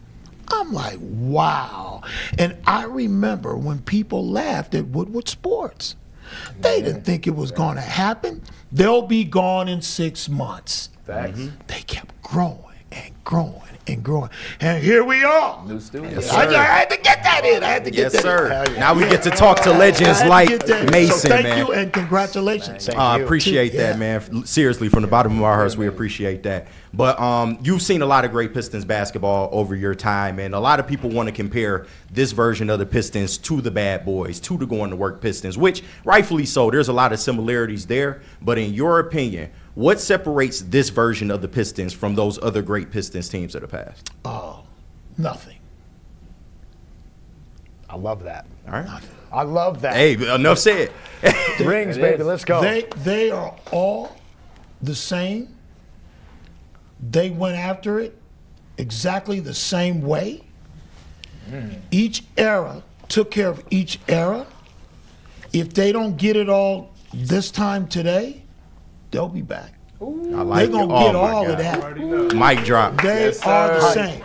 Love it. Look, Mason, man, we appreciate you for who you are. We appreciate you for what you represent. And just thanks for having my back always, man. Braylon Edwards, man, you a starter, B-boy. You turned my city out. I went home on my street. Little kids got jumped up on the back. I'm like, yes, yes, yes. Like the deep. Thank you, man. I appreciate you. Hey, did you ever hear that little heckler back in the day? That was you. That was him, the Detroit heckler. The doctor, yes. He was a heckler. Did he ever talk about that? That's when we met. Oh. That's when we met. So I know I'm glad you remember me, man. This is what we said. We wanted to bring you the city. And Mason, Angie, they are the city. This is what the new look looks like. Woodward Sports 2.0. We appreciate it. Get to a quick commercial break, man. We'll let my man get up out of the building, and then we'll come back and talk a little bit about the Detroit Lions. The best. What do you want to do? Bray, and then Pure Psychiatry. I got you covered. Whether buying or refinancing a home, estate title planning is the place for you. My guy in the beachside. Years. Now you mix down like and convenient. Talk about late night closing. Talk about weekend closing. Also, stop and pull up. They will. They pull up on you. Your time is precious. For all your title needs. Got you going a little crazy, you are not alone. And hey, talking about the real stuff, that's not as easy as talking about sports. But again, we have a partnership with Pure Psychiatry, so we got you taken care of. They service PTSD, anxiety, counseling, and so much more, and they tailor the plan to you. So check them out. They're all throughout Michigan, 2 more in Ohio. See them over at PurePsychMI.com. Smell that? That's Brad Holmes cooking. And the off-season smells good. Woodward Sports. Head to woodwardsports.com and click on Shop. Get the latest in Detroit sports apparel and exclusive Woodward Sports gear. Woodwardsports.com can get the whole team outfitted. Love the Pistons, Red Wings, and Tigers? We got something for you, too. Shop online at woodwardsports.com. Big injuries, big news. Twice a week, Dr. Jeff Pierce from Michigan Sports and Spine joins Woodward Sports Network for the Injury Insider Report. Big D Energy Tuesdays at noon. Braylon Edwards and Shaq Thursdays at 3:30. Get expert analysis and in-depth breakdowns on the latest sports injuries from the man trusted by top athletes in the community, like D-Mac. Whether it's the Lions, Pistons, Tigers, or Red Wings, Dr. Pierce talks us through it all. Don't miss the Injury Insider Report with Dr. Jeff Pierce, your go-to source for understanding the impact of injuries on the games and players we love. Only on Woodward Sports Network. Scan the QR code on the screen or go to MichiganSportsandSpine.com to see if Dr. Jeff Pierce can help you.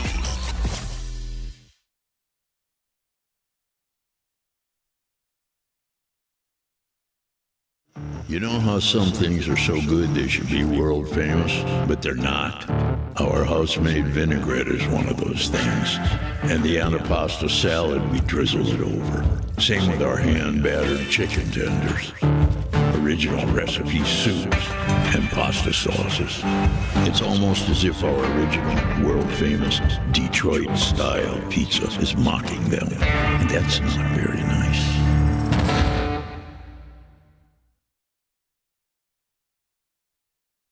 Planet Fitness now has even more best-in-class strength equipment. Join today for $1 down and save. We're stepping it up. We're not slowing down. Finding new faith, new focus. Love that new equipment smell. So, you in? Join the club today. Save when you join for just $1 down, $15 a month. Planet Fitness. We're all strong on this planet.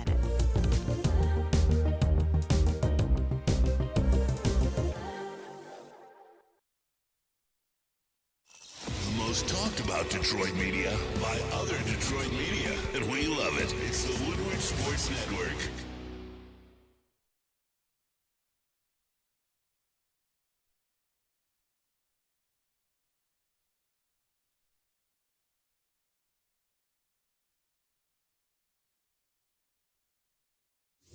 Big injuries, big news. Twice a week, Dr. Jeff Pierce from Michigan Sports and Spine joins Woodward Sports Network for the Injury Insider Report. Big D Energy Tuesdays at noon. Braylon Edwards and Shaq Thursdays at 3:30. Get expert analysis and in-depth breakdowns on the latest sports injuries from the man trusted by top athletes in the community, like D-Mac.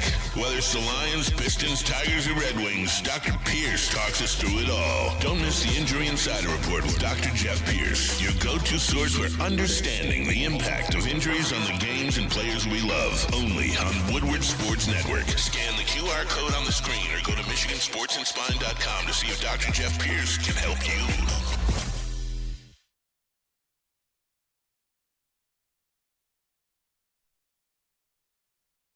It's game on at Art and Jake's.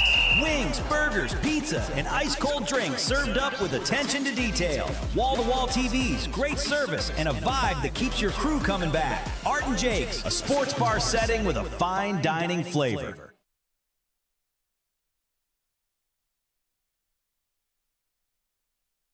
This is a hungry bear. This is Carl and Jeff. Carl isn't worried because he has focused energy to spare thanks to Thrive energy pouches. Jeff didn't use Thrive when Carl offered. The bear is happy about that. Don't just survive, thrive.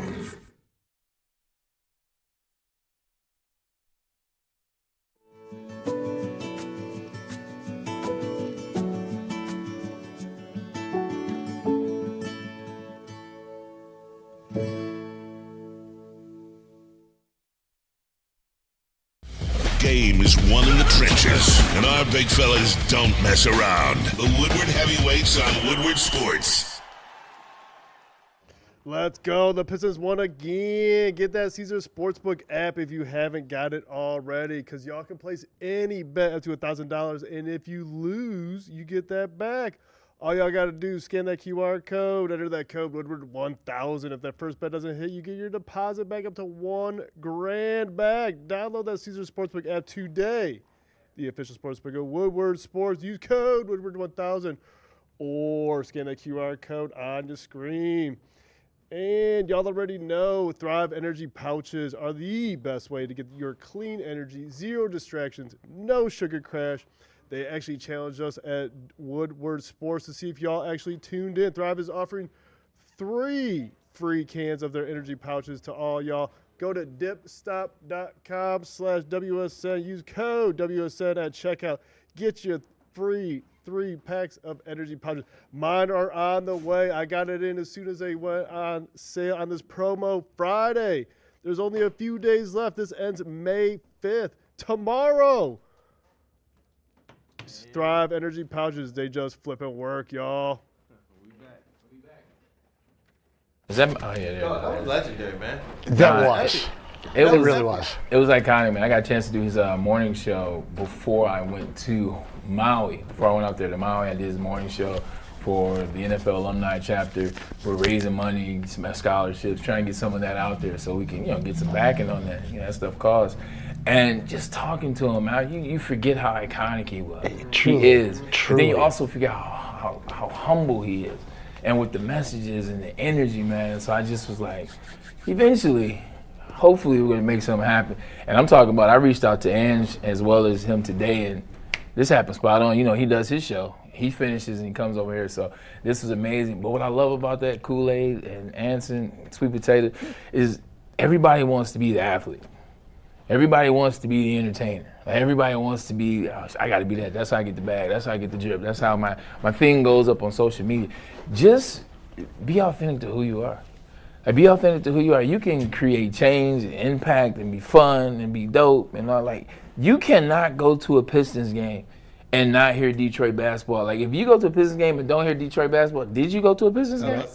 It's not a Pistons game. He is as important as every part of the Detroit Pistons experience. Yeah. He ain't hooping, he ain't dunking, he ain't shooting from half court. I wanted to ask him about his experience in his time getting to do the All-Star stuff and getting to do the 2K stuff. Because remember, he was one of the first ones they brought in to stylize, to upgrade the All-Star experience. Before they started catering to streamers, the NBA catered to the hardcore basketball fans, and John Mason, our legendary Pistons announcer, was a part of that. And that's pretty cool, like to hear his voice in the games before they really started to bring other announcers in there. It was John Mason, to the point that you could hear other fans from other places. I got, when I first got married, lived down in Charlotte for about 1.5 years. That's where my wife is from. And everywhere I would go with this hat or Pistons gear on, people already knew what the deal was, even though they never even probably stepped foot in Michigan. So John Mason is a legend beyond legends, and he breached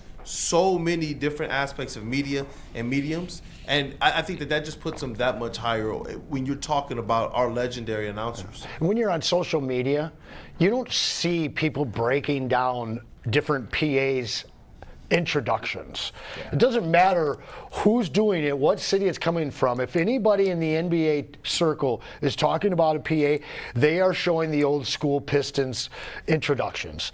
I mean, honestly, the guy, when he first came here, I love that he broke that story down, because some people they didn't know how to handle it at first. He was different than Kenny Calvert, but he's just brought his own style and own authenticity, as you said, and just made it perfect. I do have one thing to say to you, though. Uh-oh. May the 4th be with you. Hey, ladies and gentlemen, it is May 4th, also known as May the 4th be with you. Star Wars Day, baby. You know what's kind of cool about that is I was picking up a dinosaur book for my niece. Rain hit me up. Yeah, she said, Uncle B, can you give me a dinosaur book? She loves you, man. I love her too. It's my girl. Hero. My dinosaur book broke. Can you fix it or give me another one? So, you know Uncle B. Uncle B to the right. I got to put the cape on. That's right. Dun, dun, dun, dun, like a damn snitch. No, I'm joking. But legitimately, went and got the book, got 2 books, but I saw this Darth Vader hoodie blanket combo, so I got it for her and I put it on her, and I'm doing like Darth Vader's voice, because she said, Let's hear that. He said, Luke, I am your father. So, just messing around with it. But yeah, May the 4th be with you, man. I don't consider myself a Star Wars head, but I've seen every single thing that Star Wars has. That you qualify, dude. I take it. Did you watch Andor? I did, of course. Oh, it's so good. Andor was the best thing they had. Okay, yes, I'm a Star Wars man. I think you're a little bigger Star Wars fan than you want to admit. The Mandalorian with Gru is coming out. Yes, sir. That's coming out, so that's going to be cool. But getting back into basketball, the Pistons, ask him to preview the series a little bit. He got to talk about our love for Detroit and Cleveland, but there is a series looming that starts tomorrow, and I am very excited, Kool-Aid and Anderson, that the Pistons are going off of one day. Yeah. Like, I like when teams stay in rhythm. I think the Pistons are the best version of themselves right now, especially winning 3 games in a row. So I like the fact that they play tomorrow. Just preview in your head right now, what does it look like? Styles make fights, Cleveland Cavaliers, new look with James Harden. What's that looking like for the Pistons in your estimation? Well, it's going to be fun because we're going to see Duren with a completely, refreshed. Yeah. Clean slate, if you will. He doesn't have to have any of that mental crap with Angel and Wendell. That's out the door. And Moby's no slouch. Yeah, I expect Duren to show up. I expect Ron Holland to get some minutes. This is a future piece of this team, unless he gets traded this offseason, but I think that the franchise wants to see him have an effect on these playoffs. I think that is a series with the perimeter players that Cleveland has where you're going to see some Ron Holland. Now, as great as Harden and Donovan, all of those guys are, I think that this matchup comes down to Jared Allen and Evan Mobley. Can our bigs dominate Jared Allen and Evan Mobley? If you saw the game that Jared Allen put up in Game 7, that third quarter, he was the catalyst, not so much in scoring, but in getting to all the loose balls, controlling the paint, throwing a body around. Yes. And so what they need out of our big guys is they have to show up. It can't just be one at a time. It can't, hey, man, Paul Reed made up for these other 2 not showing up. Duren finally showed up in Game 7. Those 3, they've got to control the paint. They got to control the glass. The offensive rebounds have to go the Pistons' way in this series, just the way that they did in the second half of the series against Orlando. We'll talk more about that tomorrow. We'll really dive into it. But Kool-Aid, same thing with you, man. Cleveland Cavaliers. The battle of I-75 is back in the building. What are you looking for? What is this angle of the game for you? I'm looking forward to seeing if this urgency that we saw from the Pistons in Game 7 and the ability to kind of enforce and impose their will defensively, I'm looking forward to seeing if that comes back. Obviously, with the offensive adjustments that we saw, the Cleveland Cavaliers, they're going to try and force the Detroit Pistons into some of their weaknesses. And I wonder with the pick and roll, Evan Mobley can really, really switch. And not just switch, he can defend effectively even against some of our better ball handlers and facilitators. So it's going to be interesting to see the counter that J.B. Bickerstaff makes to that. But I'm very encouraged, based on what he did against the Orlando Magic, to see Point Asar operating in the middle that way. I don't even know, and correct me if I'm wrong, if Cleveland even has like a proper counter for that. I just don't. And I do believe that this is a series that poses the opportunity to see a little bit more of the lob connection between Cade Cunningham and Jalen Duren as well.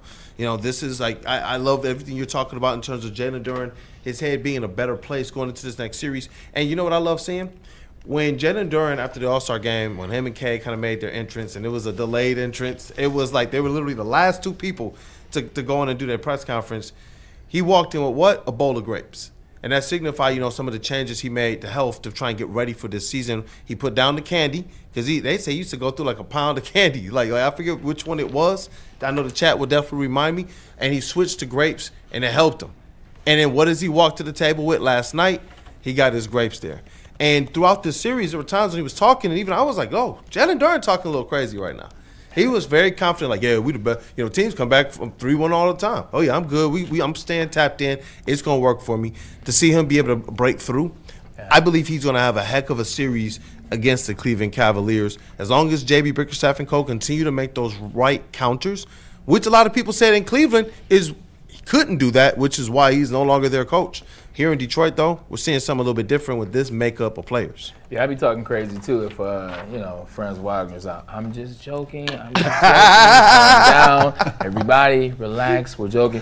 No, but just think about it, for me, it's the bench. I want to see how the bench responds. When you look at what the Cleveland Cavaliers have on the bench, they have Max Strus, and also they have a guy who we know well, which was very pivotal for us in the playoffs last year, Dennis Schroeder.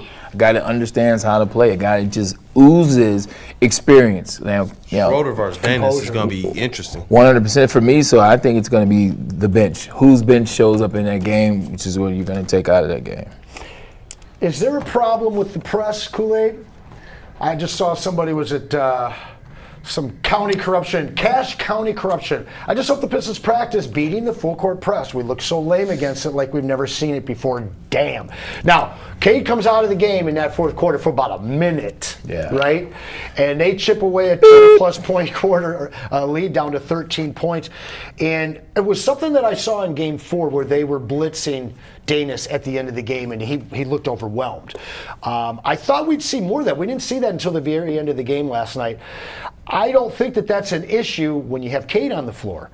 But when Cade comes off the floor and you're asking either Asar, Danis, or LeVert to bring it up, is that press something that you think Cleveland brings in their bag against the Pistons?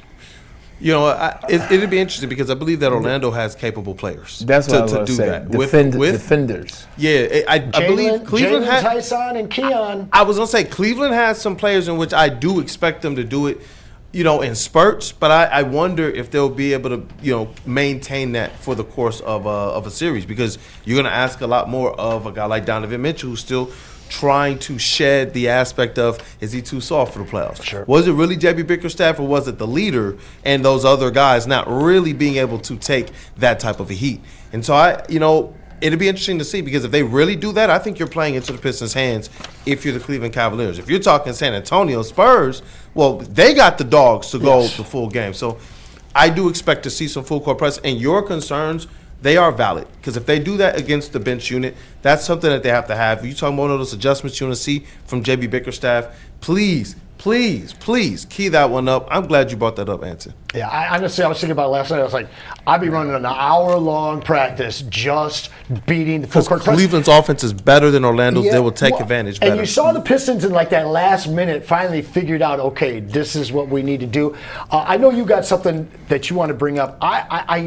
You touched on something Kool-Aid, that I think is kind of forgotten, and that is JB's background with this same Cavaliers team.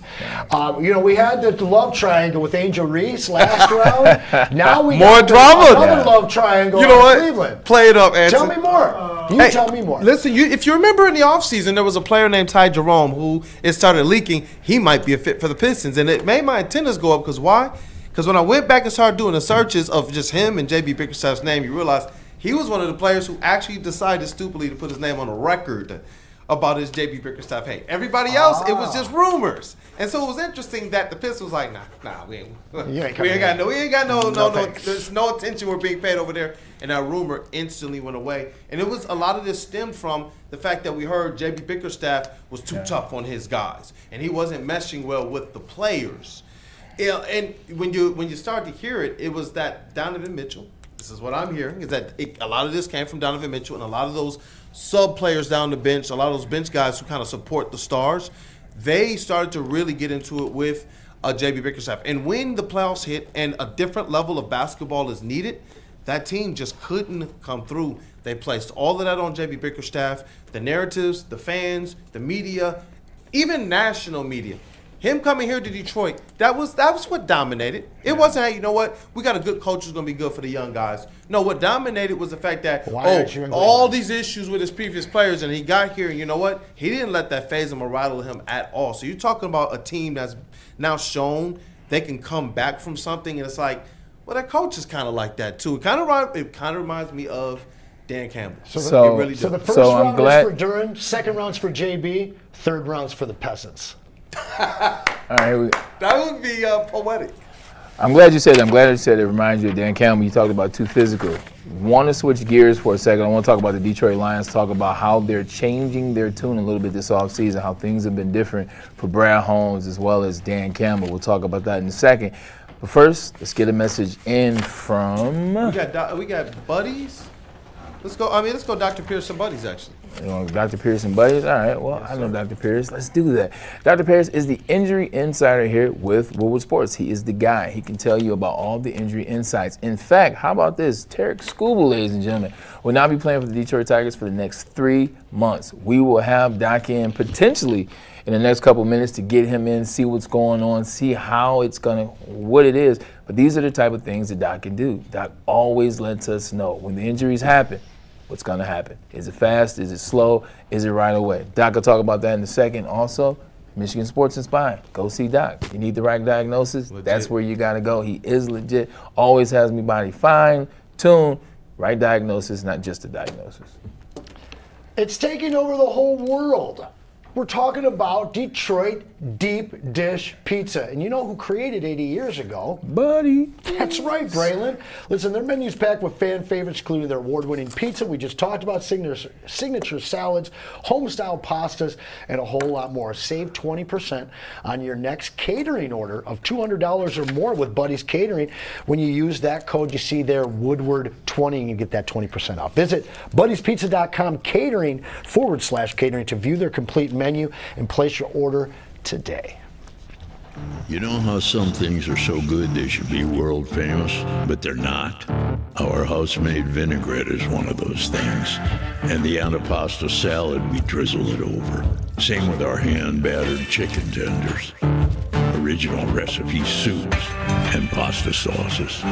It's almost as if our original, world-famous Detroit-style pizza is mocking them. And that's not very nice. Big injuries, big news. Twice a week, Dr. Jeff Pierce from Michigan Sports and Spine joins Woodward Sports Network for the Injury Insider Report. Big D Energy Tuesdays at noon. Braylon Edwards and Shaq Thursdays at 3:30. Get expert analysis and in-depth breakdowns on the latest sports injuries from the man trusted by top athletes in the community, like D-Mac. Whether it's the Lions, Pistons, Tigers, or Red Wings, Dr. Pierce talks us through it all. Don't miss the Injury Insider Report with Dr. Jeff Pierce, your go-to source for understanding the impact of injuries on the games and players we love. Only on Woodward Sports Network. Scan the QR code on the screen or go to MichiganSportsandSpine.com to see if Dr. Jeff Pierce can help you. Planet Fitness now has even more best-in-class strength equipment. Join today for $1 down and save. We're stepping it up. We're not slowing down. Finding new faith, new focus. Love that new equipment smell. So, you in? Join the club today. Save when you join for just $1 down, $15 a month. Planet Fitness. We're all strong on this planet.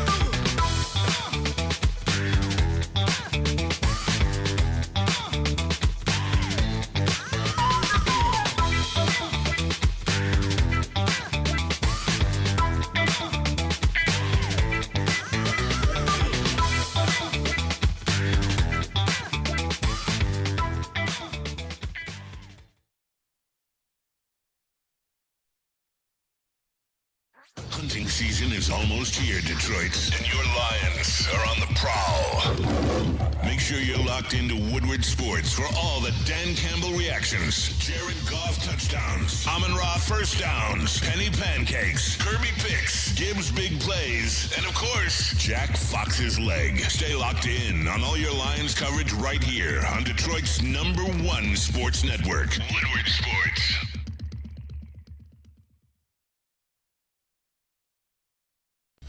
Game is won in the trenches, and our big fellas don't mess around. The Woodward Heavyweights on Woodward Sports. The Tigers are the best team in baseball. Get the best coverage in Detroit right here on Detroit's #1 sports network, Woodward Sports. Every Scooble start, every green homer, and all the action can be followed on all of our social media. Make sure you like, subscribe, and follow on Facebook, Instagram, TikTok, and YouTube. It's World Series or bust, Detroit, and we are here for the ride. Woodward Sports. Oh yeah, all you can eat buffet Mother's Day at Black Rock Bar and Grill. Now we always say that Black Rock Bar and Grill is a I'm sorry. Still working at King Salad. There it is. Lord. So used to put the mic just getting right here. Here we go. As it gets a little bit better, and there it is. It's the best. Mother's Day all you can eat buffet. Look, check this out. 9 a.m. to 3 p.m. on Mother's Day at Black Rock. A top rock experience. Also, too, it's really, really good service, and that's what you need on Mother's Day. You want mom to make sure things are easy. You want your grandma to make sure things are easy. You want the wife, the missus. Everything has to be easy and convenient for the ladies, and that's what Black Rock is willing to do. But you got to make sure you reserve those reservations because everybody's trying to get on the horn with them. So you call now. Make sure you reserve a space. Full dinner menu after 3, but from 9 a.m. to 3, it's going to be a buffet, and you know how Black Rock is, so everything's going to hit. Mother's Day buffet at Black Rock Bar and Grill. And I got to say, I miss watching all the haircuts and scalp massages every day. I don't miss Birmingham because I love our new Overrated. home. But you don't have to go to Birmingham to visit a Lady Jane's because they're all over the country and they're all over Metro Detroit. You can walk in anytime, sit down, relax. Your hair is done, you're ready to go. Check them out, Lady Jane's. It's wicked awesome. And we are back. I feel like when you get, like into the NBA playoffs, I feel like that's when you kind of get away from the NFL because the draft has happened, free agency has happened. It's my favorite time of year, Bray. 100%. It's kind of quiet. You just get to talk about basketball. The only thing and that the matters. Early season of baseball. Baseball we'll get into because as I talked about, Tarek Skubal out for 3 months. That's right, ladies and gentlemen. Arbitration was good to him, not so much necessarily for us. With that being said, let's jump into some Lions. You had a conversation earlier about some of the things that the Lions have changed. I want you to bring it up now. There's a lot of people that they're polarizing guys, especially Brad Campbell. They all were at the game Brad last Holmes. night too, by the way. What's that? I said they all were at the game last night, by the way. Oh, yeah. Detroit represent, man. Isaiah Amon-Ra's Downs been and in LA everybody. since the season's over. He was here. It was last fantastic. night. Sitting right behind the Orlando bench. But, I felt like I've had a finger on the pulse of what these guys were trying to do. People got mad at me when I said they're not going to make this big splash trade. They're not going to give up all this capital. And I think that they've stayed pretty true to this design. However, this offseason, Braylon, I believe that they've really nailed it this offseason. And I think the reason why is because some of the chances that they took in the past, they came back to bite them. And I think right now we're seeing a few of those things. I'll throw you a few of these things. I want to hear your thoughts on them. No rookie camp. Less intensive practices.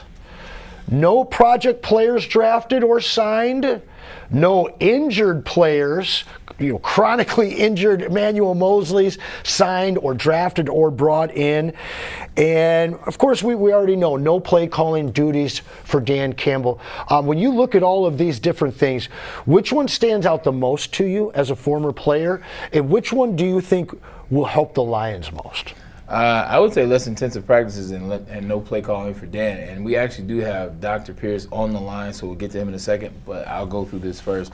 When you look at no rookie camp is an important one as well. The reason why there's no rookie camp is because you don't want players learning the wrong things. You don't want to have a rookie camp where guys are learning from what the guy in front of them do. Guess what? The guy in front of them was not on the Detroit Lions last year. True. So you have a lot of young guys learning from other young guys and making those mistakes. I think they're trying to shift that curve. They're trying to make sure, look, when you come in for day one, you're watching the guys that are going to be on this team. You're watching the guys that execute. You're watching the ones, you're watching the twos, so that you can understand how we want things done, whether that's Drew Petting, whether it's Mike Kafka.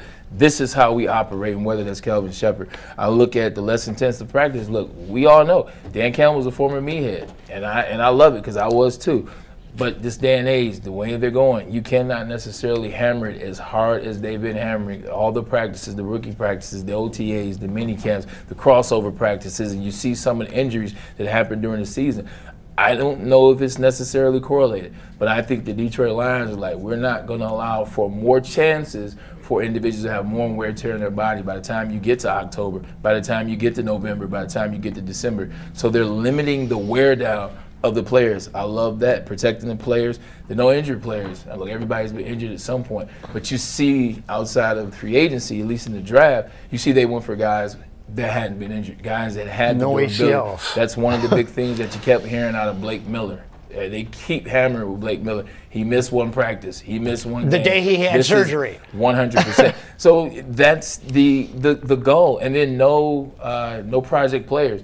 The Lions are not in a situation where you're ahead. When you're ahead, you can be, different and try some things. 100%. You can go draft players that never played football before and try to teach them, i.e. the Philadelphia Eagles. You're in a situation where you had to draft for need and you had to draft in order. And they did. They got linebackers, edge rushers, and defensive backs, and then they got one wide receiver. So I think the way it's built is them letting you know we are very serious about what the season is. We're very serious on how we want to conduct this season, and we want everything to go the best that it can. I think that's why you see getting rid of this, the intensive practices and things of that nature. And to your point, I think they drafted and went through free agency with a mind towards guys that stay healthy, because not everybody has a Doc Pierce in their repertoire. We still got one player, but I won't bring him up because I told you I'm glass half full. Staying positive today, baby. I'm glass half full bright. But let's do this. Let's bring him in. You guys know him. He is the injury insider here, Woodward Sports. Dr. Pierce, it's the building, man. And it's the first time we've had you in the new space. What's up, Doc? How's it going? Can you hear me okay? We can. I can hear you amazingly well, man. How you doing? You feeling good? I'm good. Just doing my work and taking care of some stuff. And we get some breaking news. My son actually was the first one to let me know. Well, we did get breaking news. You can go ahead and educate the people on what the injury was, what's happening, and what everything else is going to be in sequence. Well, right now, it's you hear it's screwball. Everybody is upset. We were worried about can he get through this? Tommy John surgery is just a risk factor, and now you get something that's totally different. Are you guys hearing me okay? Yeah, I got you, Doc. Okay, there's a little bit of an echo from me, but bottom line, you're talking about loose bodies into the joint. So what does that mean? where do these loose bodies come from? Do they fall off somewhere, part of the elbow? We deal with this a lot. We actually deal with it with hockey players in the knee. All joints have loose body fragments. So what is that? It's a little bone chip that kind of falls into the joint. And then that can lock up the joint or just be uncomfortable.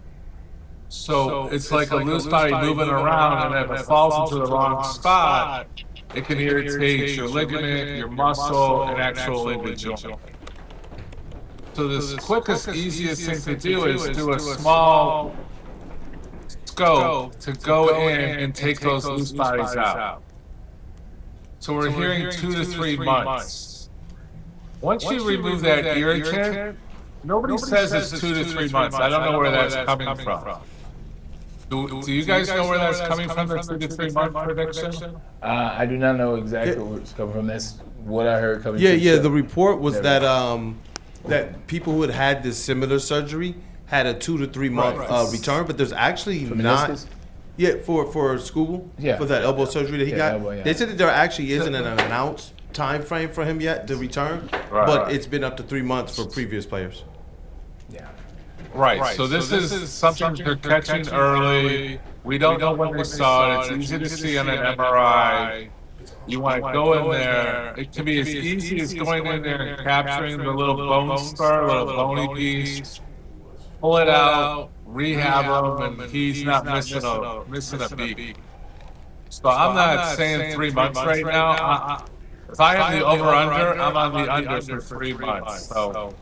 Is this type of injury similar to different body parts, but a meniscus tear? Like I tore my meniscus when I was with the San Francisco 49ers. Legitimately did it on game 2, and I came back game 8, game 9, and it was one of those situations where they went in, they shaved it down a little bit, and then I was able to rehab from there. And when I got back to feeling, in their words, okay, they greenlit me to come back. It was about a 6 to 8 week process that I came back in 6. I wish I didn't, but here we are. Yeah, I mean, it can be even easier than that. If you have bone spurs that are just moving around where he can feel it, where it's like, it's falling into the joint line or falling into one of the ligaments, depending where it is. Typically, it's in the joint line, and it's literally bone fragments. It's bone fragments that either break off or little bone spurs that break off. So they're going to go in there, smooth it out. I mean, I don't want to say it to get everybody excited, but you can be as little as 2 weeks. We're looking at, I would say that 6 to 8 week time frame is probably more realistic, just because he's so sensitive, and we want to probably not make sure we prematurely bring him back. So when you start looking at him to come back, again, I'm comfortable with the under on 3 months with him. Thank you. So he's a little bit uncomfortable with that under. Yeah, that's on 3 months. Yeah, that's a good Who's thing. uncomfortable? He said he is a little uncomfortable. You said you're not uncomfortable? No, he said he's good. Doc's confident. Doc, I got to say confident. something here. I mean, 2016 Tommy John while he's still in college. You get a flexor tendon surgery in 2022 that nearly turned into his second Tommy John. I mean, this is screaming he's headed to a second Tommy John within the next year or two. Tigers may be dodging a bullet here after not getting a chance to sign him long term, in my opinion. Ooh. You're playing the other side. I love it. I'm a Skrull fan. I'm on his side. I feel the guy's a mature athlete. It's taking care of business, taking care of his domain, whatever you want to call it. But as far as the Tigers missing out, I don't know. Maybe they're trying to pull something to lower his value. I think he's going to be a major producer. This isn't going to be a setback. So that's where I'm producer. Going. No setbacks at all, huh? No, he's going to have a setback taking care of it. But with loose bodies can be as simple as plucking the bone spur out and doing it. I've dealt with a lot of hockey players, especially overseas. I became a popular physician to see these overseas docs. Yeah, but they're doing a lot of collisions. So they'll get bone spurs or bone fragments from the collisions. This is more from overworking. So he might have gotten bone spurs or increased development because of his amount of work that he's had on his elbow. Let me ask a question. But also the work. My bad, Doc. Not to cut you Go off. ahead. Talking about the overworking, when looking at it, a lot of people were talking about the World Baseball Classic, if you will. And in my estimation, I'm like, I said, I don't think the two can be correlated. I think he only pitched once. But in thinking about that situation, you know, when you're pitching in the WBC, I see you shaking your head. Just let me get it out, and then let me get it out for the people in the chat. Some people have it, and then you can go ahead and knock the conversation down. But when you're getting ready for the WBC, like it's like October baseball. It's World Series baseball. You're pitching at a different point. You're moving with more purpose. You're not moving that early in the season typically. But when you have the WBC, maybe there's a little bit more effort. Maybe there's a little more anxiety. Maybe you're throwing a little bit harder than you usually will in March. I don't know. Just asking. Now I defer to the Injury Insights guy. No, I mean, come on. He wasn't overworking himself. He wasn't doing like a 7-game series and pitching 2 games out of those 7. I mean, this guy's conditioned. He's staying in condition. He's not eating bonbons as soon as the season's over. I mean, he stayed in shape.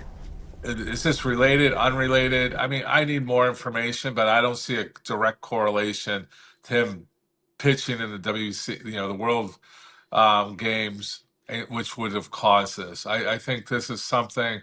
And the other thing is, did something just happen? Did he have trauma we don't know about? Is it a bone spur that developed years ago that finally fell off? Loose bodies are loose bodies. Again, I'm kind of going over it, repeating myself, but there can be a free loose body there that you're going in and literally plucking it out and it's gone. You clean the tissue up around, you cut down the inflammation, you throw a little secret sauce in there, and he's feeling pretty good. Again, I'm more on the 6 to 8 weeks, and that would be conservative. Unless somebody's mispronouncing loose bodies, that's typically is pluck it out and move on. Yeah, I like that, man. He was saying like 6 to 8 weeks is conservative, and Doc, you make it seem so like turn down all of the alarms. He's gonna be good.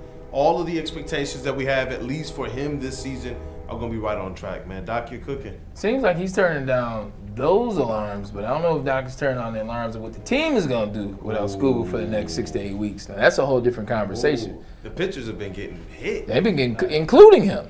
Yeah. And Scooby's still Scooby, but everybody is, gave up their fair share of hits. So that's gonna be interesting to see what that looks like moving forward. His mental piece too. He can sit down, rethink. The guy's very strategic and systematic in the way he pitches. This might give him time to do a reset point. I think he comes back stronger. That's what I like about it. As far as the Tigers, they don't depend on him. Maybe they feel next man up. Let's step up. Let's take care of it while he's out. I mean, they had 2 good games the last 2. To back. We'll see how they do against Boston here. That's about it. Shout out Doc. He thinks that he's gonna come back stronger from this, man.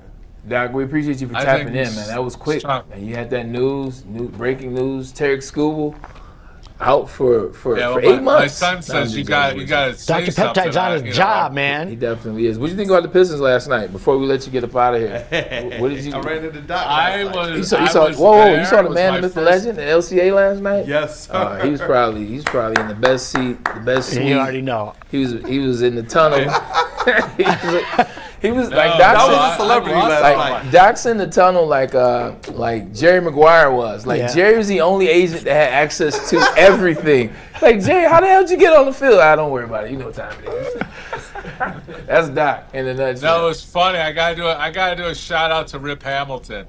I saw him up in the suite level, and he's thinking, oh, there's another guy just tapping on my shoulder. Tap on his shoulder. He's like, Rip, it's Dr. Pierce. He goes, Doc, what's up? Made me feel at home. I go, yeah, bringing back the years. Those were the years I was involved when Rip was involved. So it was good to see, not just the Red Wings. I've had some Piston history there, too. I think I'm supposed to be quiet. It was fun to see that energy. It was great to see that energy back for the first time at LCA. That's probably the most exciting game at LCA since it's been built. Can I confirm that with you guys? Is that the 100%. first real playoff win? I think that's the first playoff series win. That's the first one. That's the first win in LCA. Doc is right. I mean, is anybody Red talking Wings and about Pistons. that? We didn't mention that once today. Who? That's the actual. Doc is on exactly. it. Yeah. I'm calling it out first. You coming in the studio Tuesday? We got a new one for you. I'm coming in Thursday. tomorrow, and I'll be with you on Thursday. Tuesday and Thursday, yeah. Tuesday will be. Hey, real quick, you're Tomorrow, coming at Dan Campbell BDE. in less 100%. hits in practice. Cool, it's gonna pay off. You don't think I'm cutting him off? Let's go, Doc. We'll see you, Doc. Peace. All right, guys.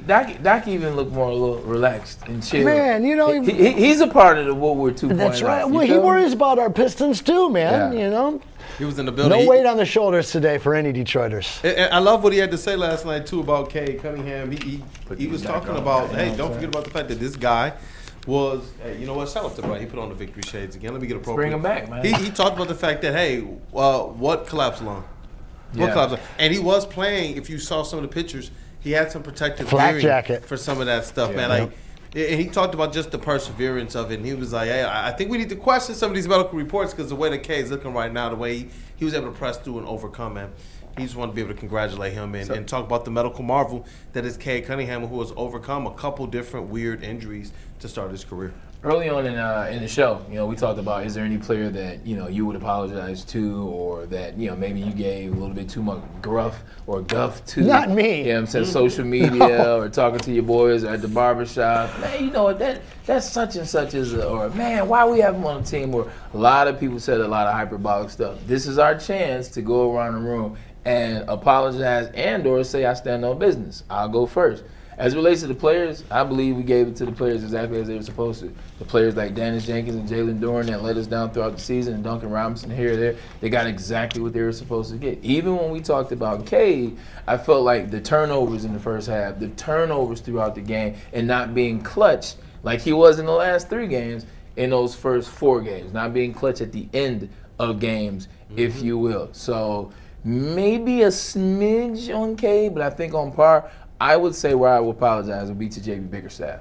I think for J.B. Bickerstaff, I legitimately looked at him and some of his not wanting to, or in my estimation, my novice experience, not wanting to change the roster or the rotations or making certain adjustments here or there. I don't know what I don't know, which is a lot. So when you watch how it shaped games 5, 6, and 7, how the roster shaped, how the formation shaped, how he switched up the lineups a little bit. Karis LeVert didn't play the other night. He added Paul Reed into game 6 and 5. So I would apologize to JB for doubting him too early as the coach of the year and soon to be media coach of the year too. So for me, it's JB Bickerstaff. I think everybody knows the one guy that I might owe an apology to, but considering he really only showed up for 1 game, he's not getting it. Now, he did get his D back. Shout out Mr. Jenkins. This got to be the last show you say that. No, it's never going away until he continues to consistently play the way he did the other night. Okay. Shout out Mr. Jenkins for getting your D back. I'd say it's JB, but the best coaching move in this series was no Franz Wagner. Period. Yeah. All right. I've seen some growth out of JB. I don't necessarily think that I owe him an apology until he wins this series. There's some things that I still didn't like. I didn't like seeing no Karis LeVert last night. I still think that there's times that we've seen way too much Danis. Saw no Paul Reed, who's been a big spark plug in this series. I'm not going to continue to pour on to JB. I'm not apologizing, but the hands are off right now. I think that he is growing. I don't know if there's anybody right now that I leaned on really hard that I'm going to apologize to. I will apologize for the state of Michigan and all the Detroit fans for thinking that Asar was not untouchable at any point during this season. So I'll apologize for them because I think we've all had the blinders taken off and we all truly understand how pivotal and important Asar is to the Detroit Pistons. Okay, so the answer is no. I got no apologies, brother. No, I have no problem with that too. You talk for a long time just to say no though. So that's why I'm laughing. I was waiting for the apology. No, 100%. What are you talking about, Jay? The only thing about the JB Bickerstaff one is, like, I don't care what was supposed to happen. I don't care who didn't play. Like, your team came back from 3-1. No doubt. And they came back from 3-1, and they looked really good doing it, especially in Game 5-7. Game 7, they didn't play Karras, but shoot, they were up by 30 the majority of the game. They win both games at home for 1 and 2. He's getting an apology. I like it. Kool-Aid, Yes, what sir. about you? You're the ultimate Pistons sympathizer, you know what I'm saying? But there were some times where I saw you kind of turn the Bunsen burner up a little bit on a couple of players, maybe even the coach. What about you? Any apologies necessary? If not, why? Apologies. You know what? I don't know if I necessarily hated on him, but I don't know if I exactly knew who this gentleman was. And he introduced himself to us, and that's one Mr. Tobias Harris. I even said on the show last night, I was expecting, hey, get your little 17 a game, and that would be like gold. Yeah. But instead, he said, I need more. Bro, I'm on something different right now. I need more. And so for me personally, like, I don't know how much of an apology it is, but it is one. I would just know this. He definitely deserves some flowers. So I was like, if anything, we'll take the time to throw some recognition on him because obviously there's Jalen Duren. We like the way that he bounced back in that last game and kept his confidence, but he still has more to show Especially on a consistent basis. Side, yeah. You know, with Danis Jenkins, there's still more to show. With Asar Thompson, I appreciate what he brought, and that defense was there offensively. There's still a little bit more to show, but with Tobias Harris, he's the one that did what we haven't seen in a couple playoff series. Go back a long time ago. There hasn't been a number 2 on this team, and I don't know how long, Anthony and Bray. Yeah. So to see him be able to step up like that in a way that even people who believed in him didn't think he could, I got to say, bro, he exceeded my expectations. And he did some things I didn't think he could. Shout out to Tobias Harris. Him and Cade Cunningham become the first Detroit Pistons to score 30 each in a game since 1977. So kudos to them and what they're doing. Wow. You know what? I'm glad you said something, Cam. With everything going on today, I feel like, it's been a quiet day for you, man. What about you? You've watched this game just like everybody else. You've watched this series. What Pistons are you like, you know what? I could give you some love today. Or, you know what I'm saying, maybe it's a coach. Sporting that new haircut. Yeah. See you out here. Shout out to my guy Frankie at Looking 6 like Alive. money. I gotta say, Karis LeVert. I talked a lot of trash with him during the regular season, beginning of the postseason. I know he didn't get much PT, but he's a sure and steady hand off the bench there. Can not only dribble, he can shoot. That's true though. He can. I mean, he darts towards defend. Works the baseline. He dives into the paint. I mean, he's. I loved his minutes. Yeah. I want to see more of it. I talked too much junk about him during the regular season, beginning of this, so I apologize, Karis. Do your thing, Mom. Hold on, for the people. For the people. Hey, put Come on, put the victory shades Put the on. shades on. Let's go. The Pistons won again. Hey, the Pistons won again. Answer's like, I don't have mine. I know, I'm feeling so white right now. I want to point something out to you guys real quick. Hey. There you go. I want to point something out real quick. I like this answer. Okay, turn up. Look at my dog Anson. I see you answer. There's a lot of chords back here. There you go. A lot of chords back here. You know, why does he look like a young Freddie Prinze Jr.? he ain't young anymore, let's just say. He's got like the Tom Cruise. I gotta say 80s this, vibe. guys. I hate when NBA teams that have never won a championship win championships. All right? Screw the Nugs, screw the Raptors. 4 teams came into these playoffs without a championship. Only one survives, and they'll be gone this round. The Timberwolves will be the next victim. Who's the most surprising? That to me, honestly, like I'm still shocked. It's that game. Philly? Well, it's Boston and the Nugs. I mean, a dark horse final for me. Yeah. Both are gone. It's crazy. It was. I looked up and I just was assuming that the Celtics had closed the series. Me too. I looked up this morning and they were talking about Joel Embiid has something for the fans. I was like, oh Lord, he's talking about the process. I was like, wait, they won? Well, Cat and Embiid got a real nice relationship, and they're not a lot of love. It's a whole lot of hate. That's going to be a fun one. Yeah, that's definitely gonna be a fun one. I can't wait to watch that one. What about you, Kool-Aid? Any surprises? Celtics being out, even the Pistons coming back. I know we talked about that. You know what? For me, it's Philly, who they're a team that I've respected. Okay, But I just wanted to see what their makeup and their pedigree really was. To see them be able to do that, to see Embiid kind of shake off time just a little bit.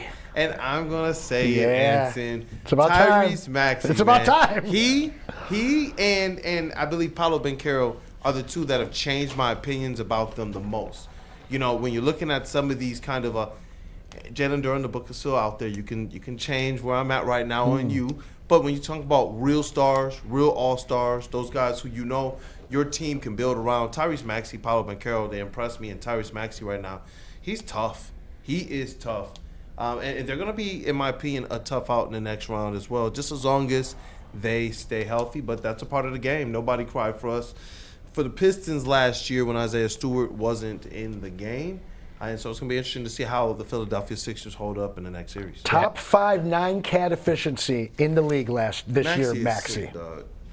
Telling you. Sick. Halfway through the season, you cannot tell me that you thought that the Philadelphia 76ers will have more wins in the playoffs than the Los Angeles Clippers.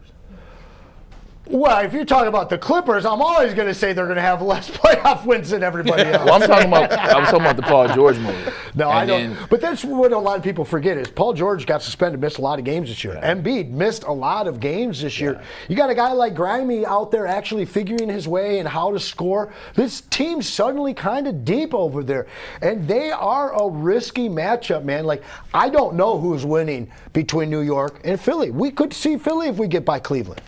I want New York. We all want New York. Yeah, peasants. I know you want them. Poetic, man. Well, I want the peasants. Yeah. Hey, look, man. This is a hell of a show.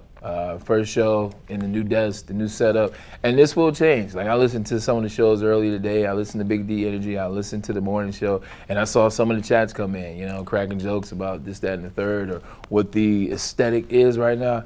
Man, we got a plan. Like, you see this studio and how it's laid out and what's coming in the future. Baby. There's been individuals working on this studio the whole show, the whole BD Energy show, the whole morning show.